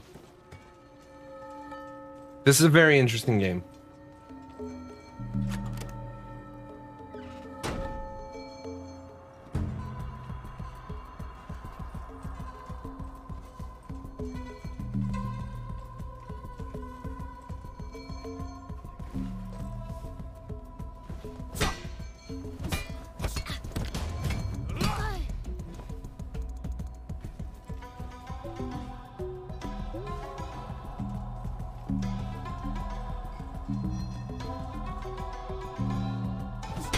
Spread out. Find him. Somebody clean this mess up.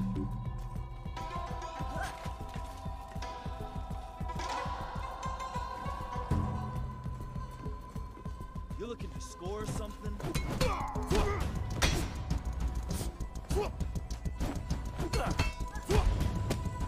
hitting you.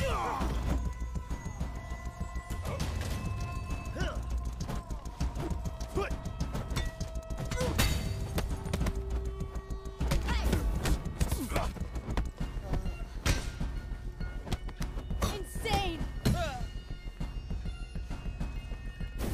Not so tough after all. You got like the magic flaming foot? What was that? That's a lot of guys. The hell is this? Old child. Uh-oh. 7-3. Some more.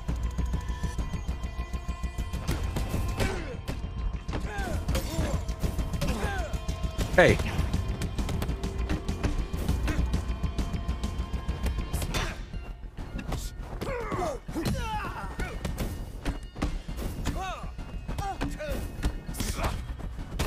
Any regrets now? Yes, lots of regrets. So,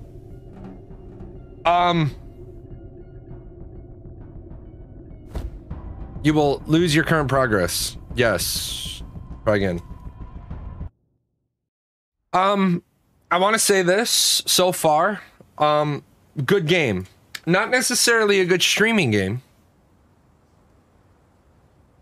Not necessarily a good streaming game because trying to be engaging with you guys, I got to keep looking over at the thing and, you know, fun game. Where would I put this compared to Dying Light? I will probably finish Dying Light before I come back to this. I definitely need to go downstairs and see if I can find my controller. This game would definitely, I think, be a lot more fun on controller. Just given the way my hand works. The entrance to the warehouse. If you're not really good with left-hand coordination. Get lost. Nothing here for you.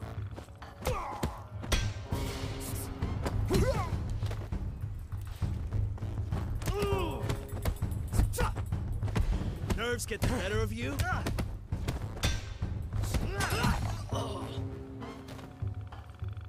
Look at the young, sexy guy right there. Instead of the old man.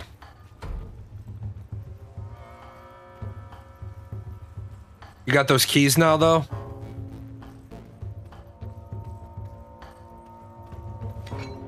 Oh, yeah, so...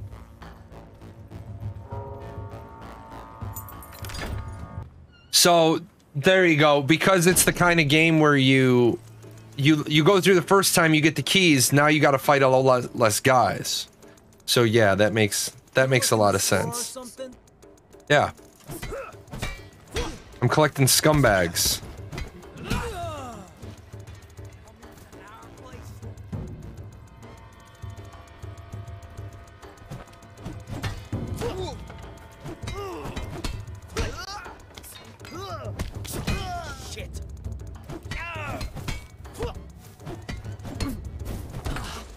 What is that, the flaming boot of, like, justice?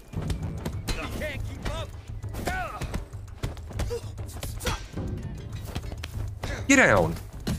Nobody asked you. Give me a bat. Batter's up. Let's go. I don't need your respect, just blood, sweat, and tears is right. I don't need your respect. I'm gonna hit you with a bat. Right in the face. Stay there. No. Because I got a bat. Don't you understand how this works? Boom. He's dead. He's not knocked unconscious. I crushed his head against the wall with the bat. He's very dead. Whoa. Go back. Go back out there.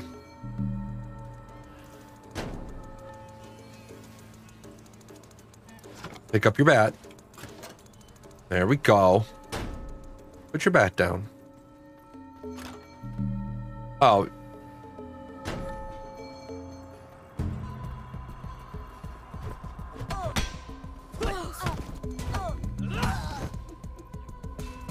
There's one.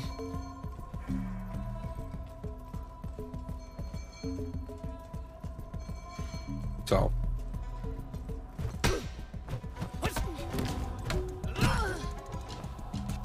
Now, don't kick this guy off the ledge, I think.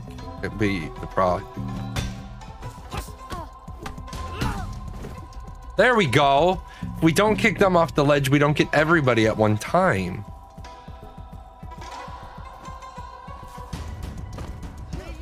Oh. Plan didn't work out the way I wanted it to.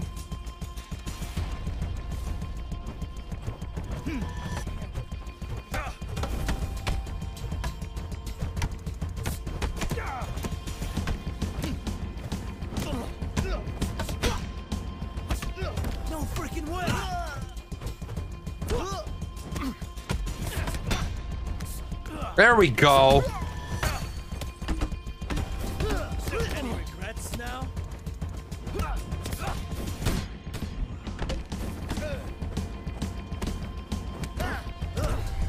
Okay, that's okay.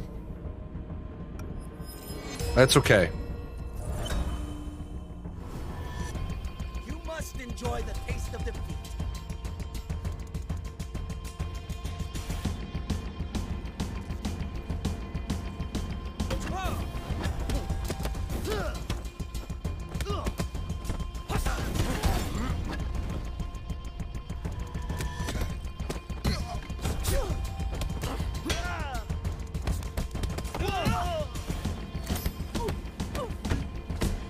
Oh, we got rid of that death.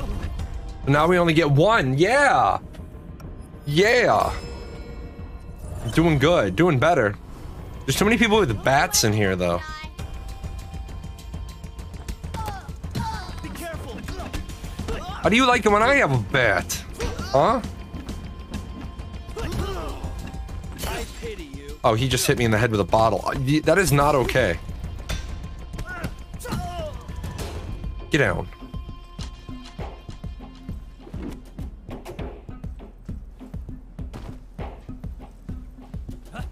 Wait. What is that? Purple flower? Probably important. We'll find out later. Right now, we're just all about ass kickery. Oh, fat man! Nobody gets through. George stays alone. He's expecting me. I don't think so. Only the long-haired guy visits him. Yeah. Insane!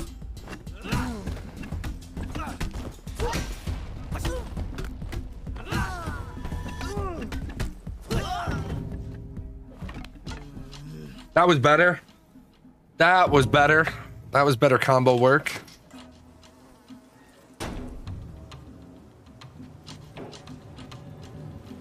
I like it. Bamboo hurts, by the way. You guys don't know that. Bamboo is pretty brutal. Statue. Alrighty.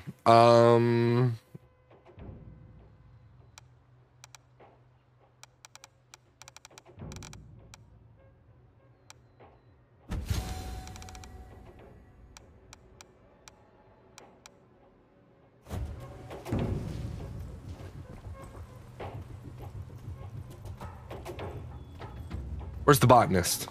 Come here, botanist. Expecting a little Lalafell with a hatchet. Probably not gonna be a Lalafell with a hatchet though, huh?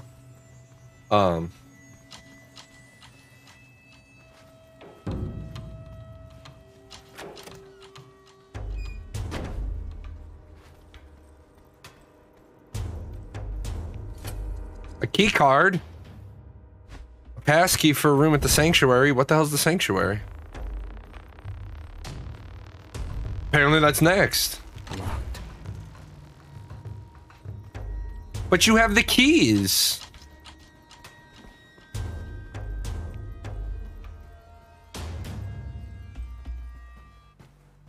Must be the boss fight, because I jumped forward automatically.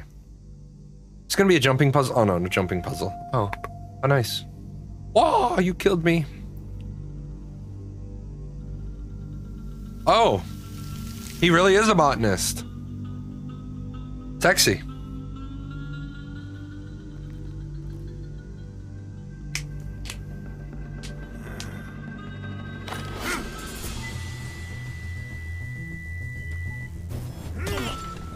Wow.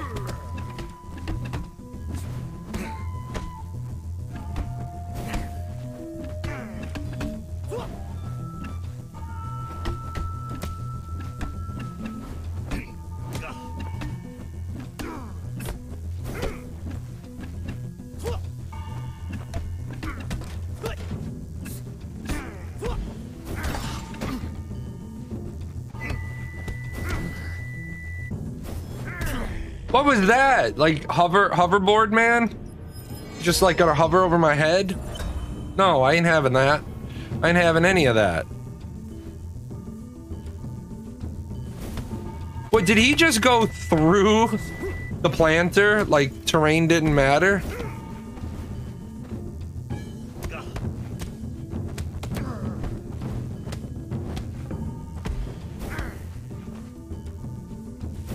Look at that, that's cheap as shit. You're going through the terrain, man, that ain't cool.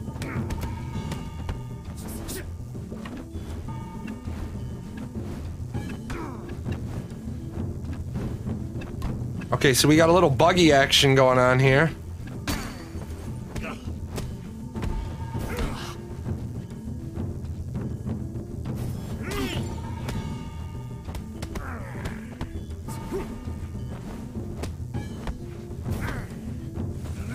What is that is total crap. That is horrible game design.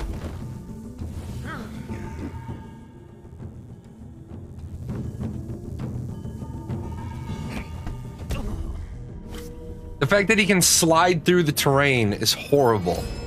That's just horrible. I veto. Elmo's gonna sue.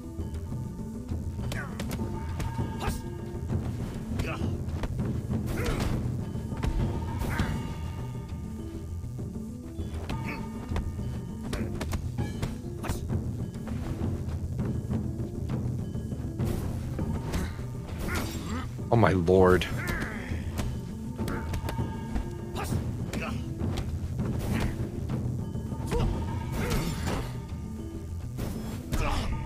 Oh man. I'm gonna age to 75 in this room. This guy's no joke.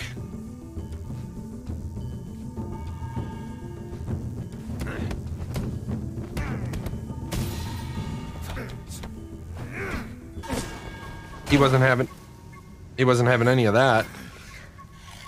He's getting naked? Don't get naked. No getting naked. He got naked.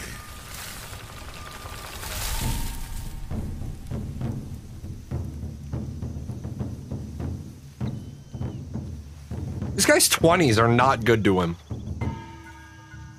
Phase 2, two-phase fight, awesome. Oh, always my favorite thing. -1. He's behind you.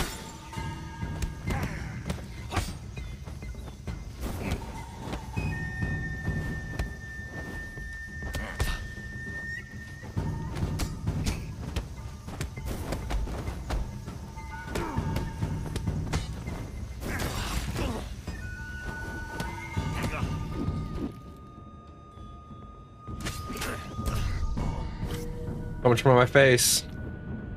I didn't need that face anyway. 35!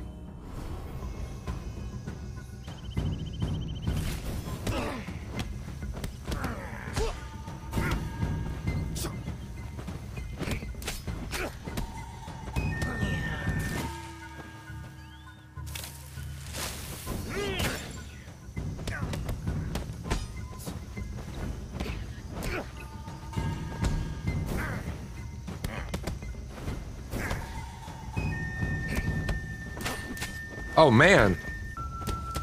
He's covering me up like a turkey. Ooh, right in the face. Age 40.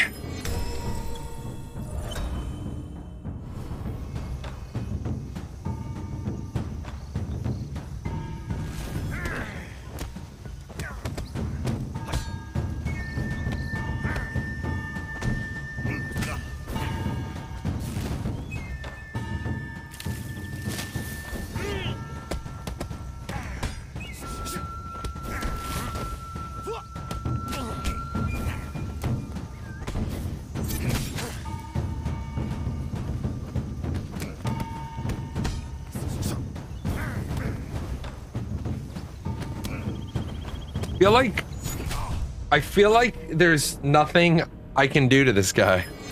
Like, I literally feel like I can jab him and dodge, and that's all I'm supposed to be doing is jabs and dodges.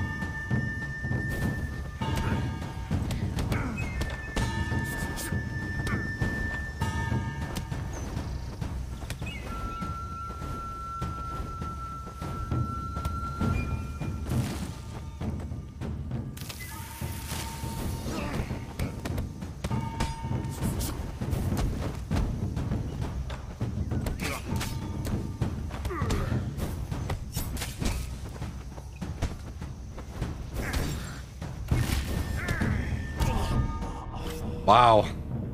This guy is smoking me. This is gonna take a long time of this game. If you're gonna play this, you are gonna need to dedicate yourself.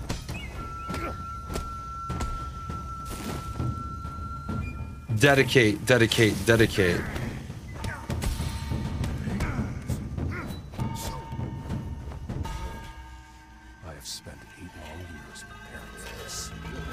Oh! Oh! Oh! Oh! Oh! The assault. Now you're an old man.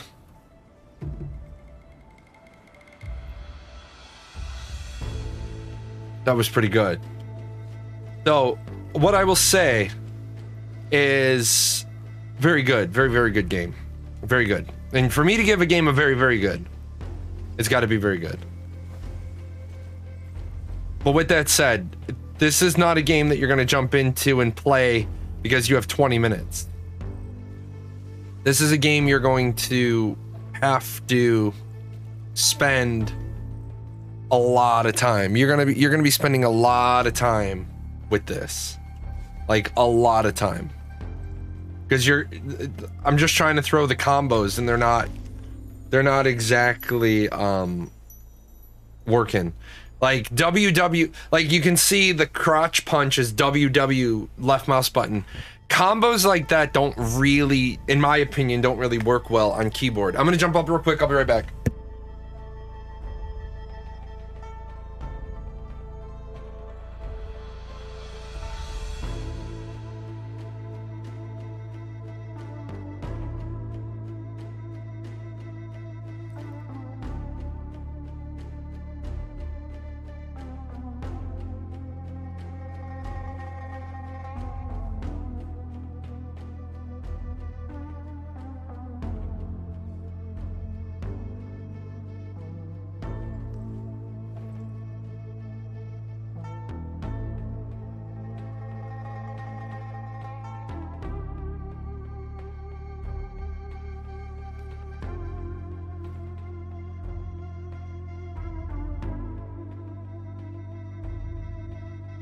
I feel Jay might benefit from a handgun. Damn right. The club. I did want to mention one thing that kind of irritated me. So this game's out on Epic Games Store. I don't know where else it's out. And on Epic Games Store, my creator code is Jahlon27. Well, one thing I don't like about the Epic Games Store is that they're a lot like Twitch in your first payout. But if you don't get a payout amount in Epic Games Store, they're like, yeah, whatever. They're like, you earned some money, but we're not going to give it to you because you didn't earn enough for a payout. I was actually really shocked about that by Epic Games Store. I thought that they would just be like, you earned money whenever, you get it back whenever, or you'll get it whenever you have 100. I was actually shocked to find out that if you don't get your payout in a year, then they kick you out of the program. If you're not on the list, you're not getting inside.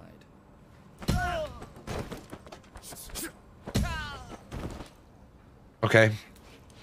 I don't care about your opinion. It's not easy? No, it's not easy. Really good though. I don't like games that are incredibly easy. But like I said, this is definitely a game that now that I'm done with Endwalker, I want to finish Dying Light 2, and then I might try to find my controller to play this. Back up. I pity you.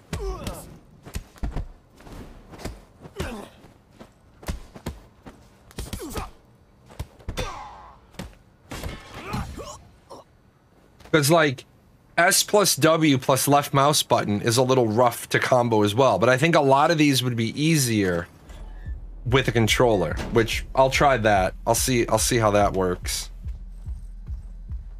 PS5, but if I got it for PC, I'd sure use a controller. Yeah. What do you want? Sean, where can I find him? Guys, we got a problem here.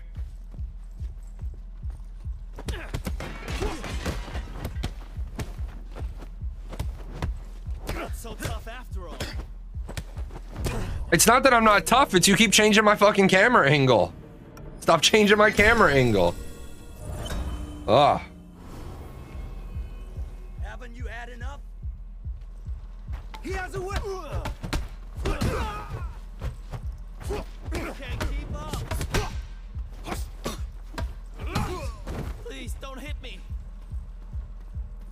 I'm gonna hit you.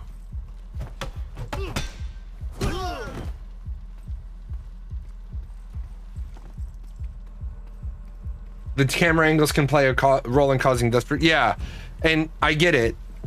They want that to happen. The thing, I think the biggest part of this is you're supposed to die. You're supposed to die in age. This isn't a game where you're gonna go through and not die in age. All right then.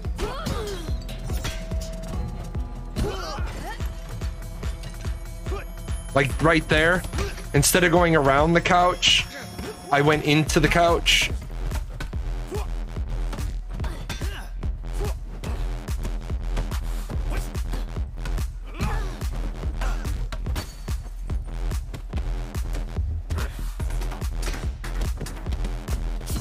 Insane. Nerves get the better of you. Right there, that camera angle switch. Like, don't switch the camera. Let me go around where I'm going. Now I'm an old man. That's it. Get up. Yeah, I'm gonna get up. Any regrets now?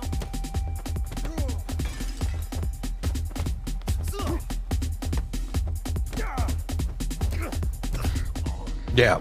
Oh, do I get one more? Oh, we're kicking their ass as the really old guy. 77, baby. We're kicking some ass. Fucking die? No, I don't ever die. Not so tough after all. The AARP is here. Oh, I'm not taking anything from a girl on platforms.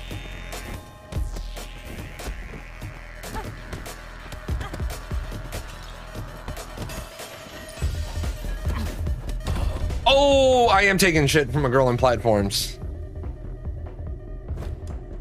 You will lose your current progress. Shrine bonuses and skills will not be permanently unlocked. Not permanently unlocked will be lost. Try again. Try again. Do the club one more time. I think I got time. Yeah, I got time. This is a fun game though.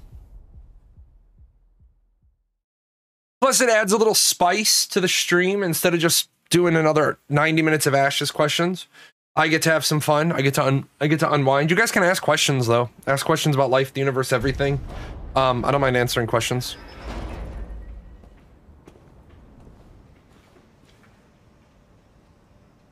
Oh, that's interesting. I start at the age I was when I started this map. Forget about it. That's really interesting. So you really need to clear that first map and be younger. That's... I was not expecting that. Back up.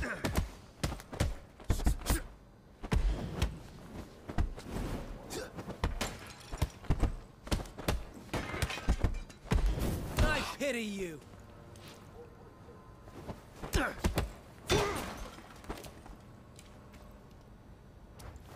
So that's something that's gonna be, so you really gotta just keep replaying level 1 until you clear level 1 with a low death count. So that's gonna make a difference. Yeah? What do you want? Oh, my hands are hurting. None of your business. Guys, we got a problem here. Okay, I don't like that either. It doesn't matter which option you pick. Like I don't know why there's even an op.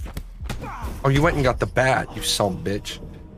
Game can get kind of sweaty. No, I have damage to my hands. Damage to this whole arm. So my shoulder is starting to lock up, but Haven't you had enough? that's because I'm using my left hand a lot more than I normally would in MMO. That's why I think this game would be more fun for me with my controller. Wow. Once he got that bat, got some problems. Oh, the game can get grindy? Ah, gotcha. I'll tell you what though, Dark and Stormy Nights, play Dying Light Stay Human and your hands will get sweaty when you're on the second floor. He's with the fighters. Or when you're on the outside of the building, 80 floors up, making jumps, you know. Disciples have passes to get inside. We'll see about that. When you're making jumps, you know, if you make one mistake, you fall. Yeah, it's a little spicy. Okay.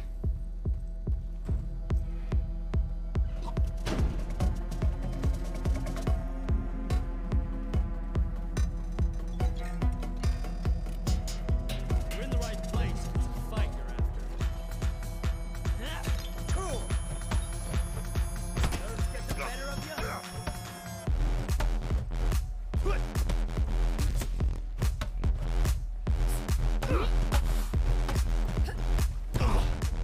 So yeah, basically gonna have to replay the first board to not be in my 50s coming here. Want some more?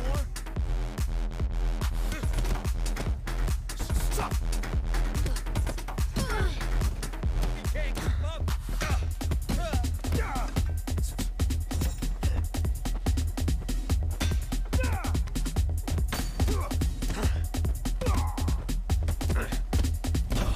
All right. So, let's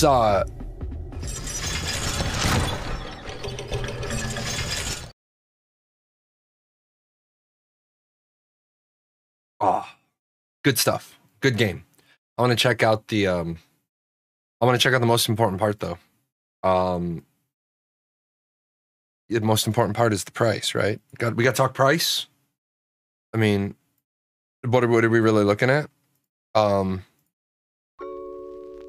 So let me go see how much the game actually costs.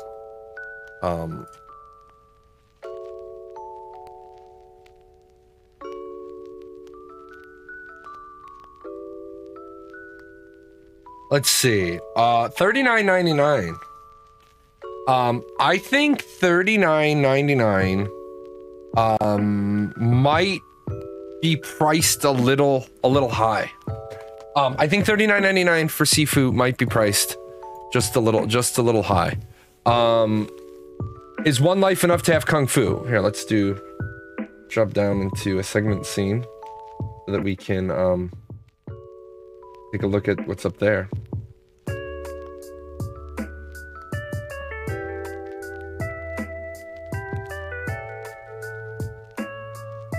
Available now. So Sifu, one of the things I do want to say about game reviews that I hate this. Ready? I hate seeing a picture of the game and then seeing like 10 out of 10, all these ratings like GameSpot 9 out of 10, Atomics 9 out of 10, Games Radar 9 out of 10.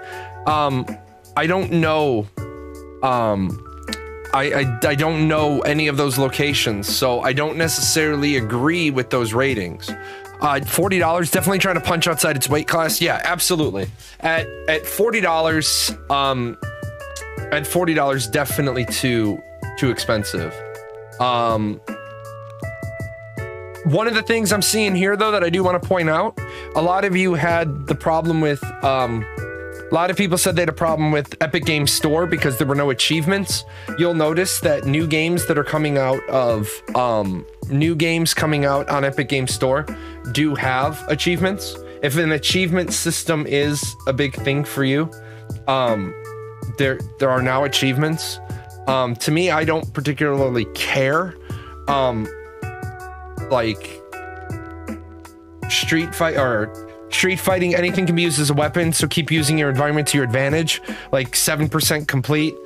Stunt master, climbing and going across the environment allows you to control the flow of the fight. 20% complete. You know, if in-game achievements are your thing, I did want to point that out to people.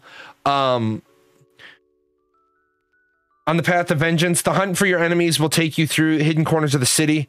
From gang-ridden suburbs to cold hallways of corporate towers, you have one day and countless enemies on your way. For every mistake, time will be the price to pay.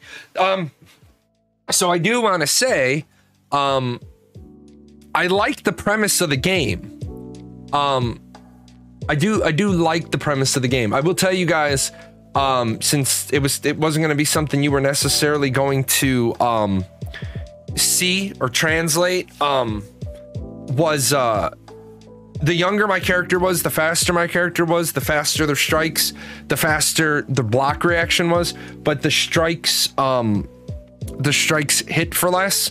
The older I got, the more hit points I lost, but the more power was behind my strikes. I know a lot of people always argue that in a lot of games, tabletop games especially. The older you get, you should get physically weaker. It is one of the things that I see in games. Vampire the Masquerade for one, both in Changeling and in Mortal.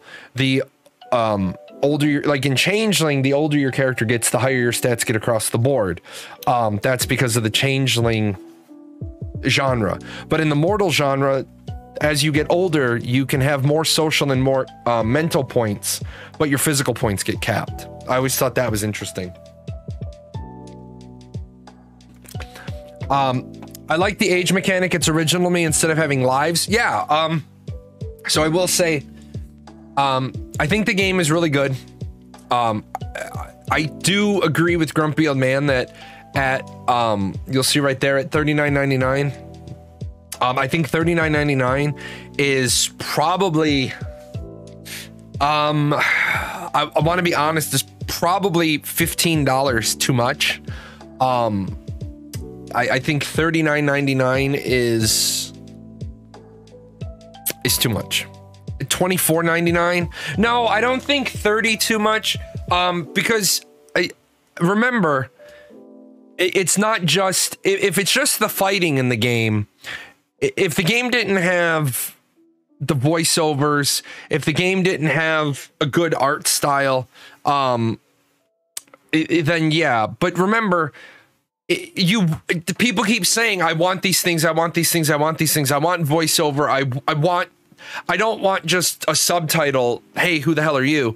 I want that voiceover. Well, remember, if you want the combat to be good and have the voiceover, then the company needs to make that money back.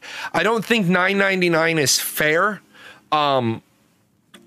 Because then the problem is that they might only just break even at $9.99. Remember, you want a game studio to grow. And I know it's really hard anymore for people to believe that game studios are going to grow and put the money back into their company. A lot of people have this fear that game studios are just going to release a game and then take the profits out of the company. To liken it to PGN Music, I don't take any of the profits out of the company. So I'll give you guys, just because I like to be transparent, it cost me at this point $8,200. I'm $8,200 in to, no, I'll take that back. Let me take that back for a second. In 2021, I spent $8,200 on art and music to make $50. So think about that real quick. I've spent $8,200 to make $50.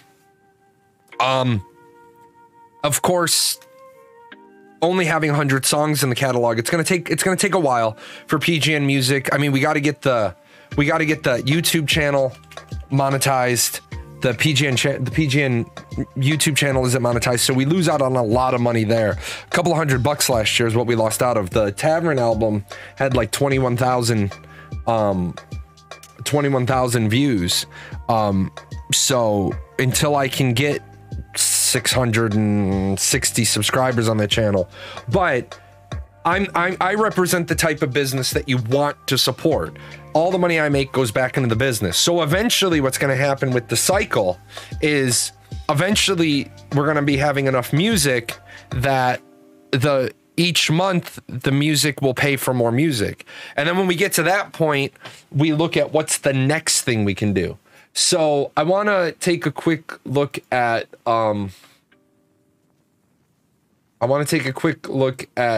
this game company, the creators of Absolver. Absolver is an online melee action game.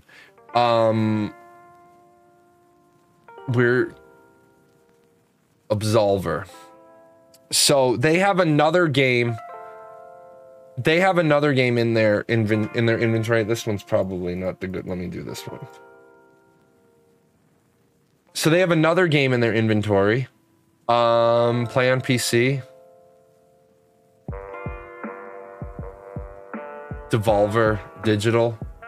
They have 95 games on Devolver Digital, but that's their distribution platform. So what I like to see is that, well, okay, here's a problem. So this is the sort of stuff I do. I do the diligence on the company.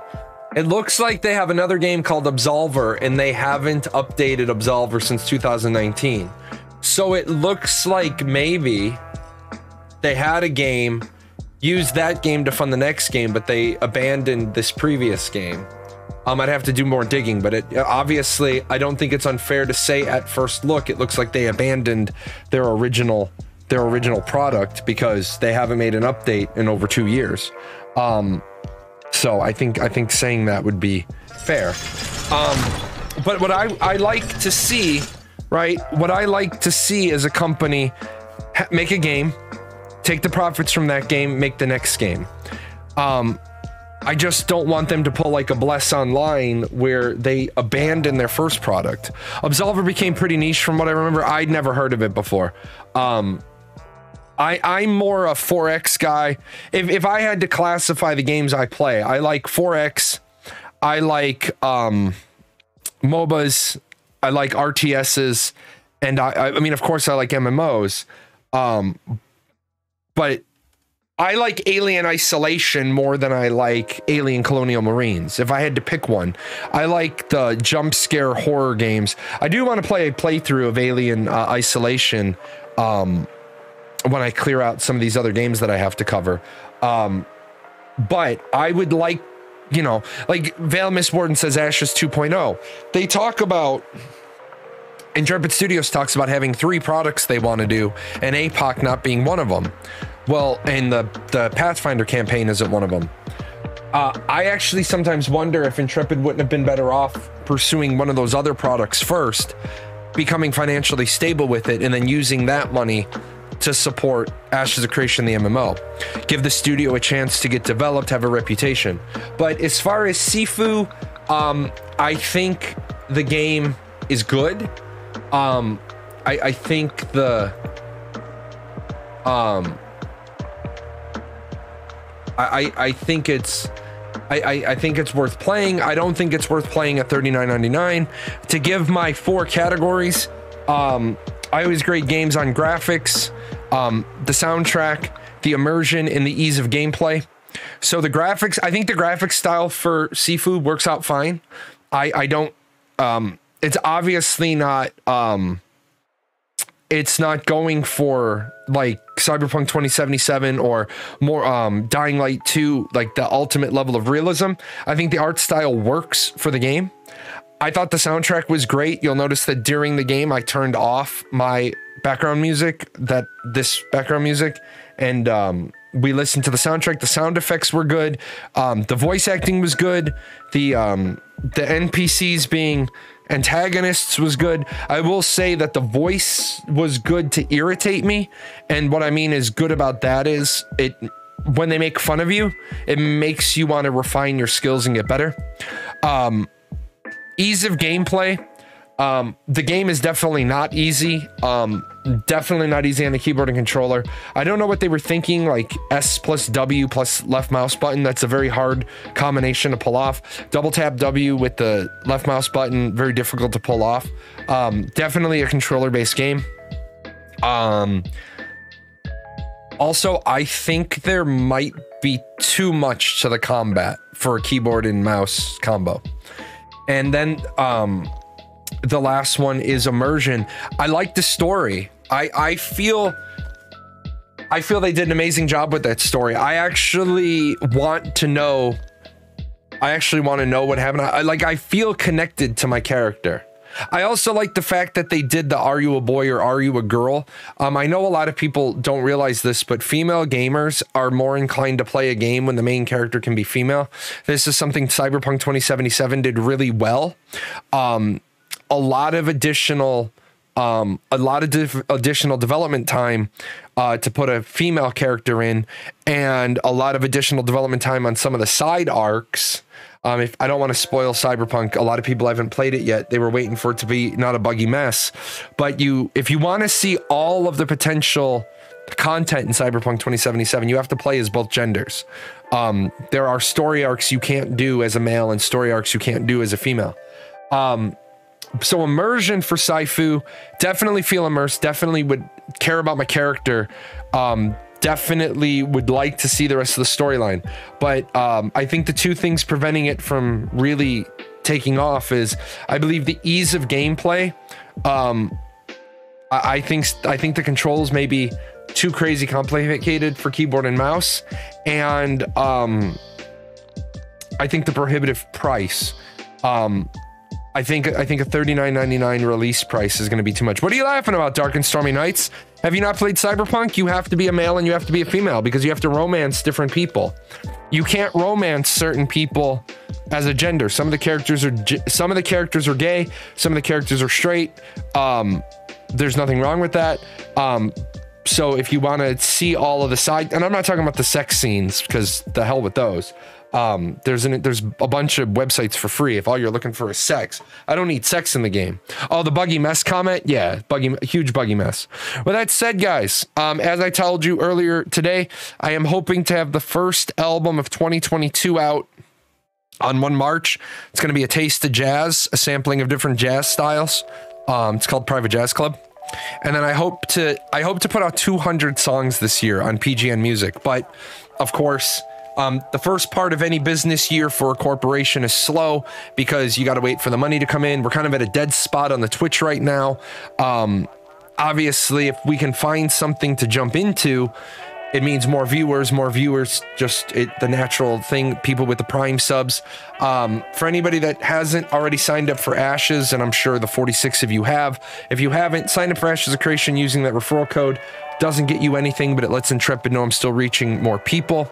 I'm going to go ahead and get out of here. I want to hang out with my wife a little bit. It's 60 some odd degrees. We're going to take a walk, trying to be healthy, going back on intermittent fasting starting on Monday. So my Monday show is going to be great. Until then, if you guys need me, you can get me on the Discord, on my personal Discord, which is in the chat box, or I am Jahlon #0001. It was a great show today. Appreciate you guys being here. Appreciate all the love and support you guys always show my brand.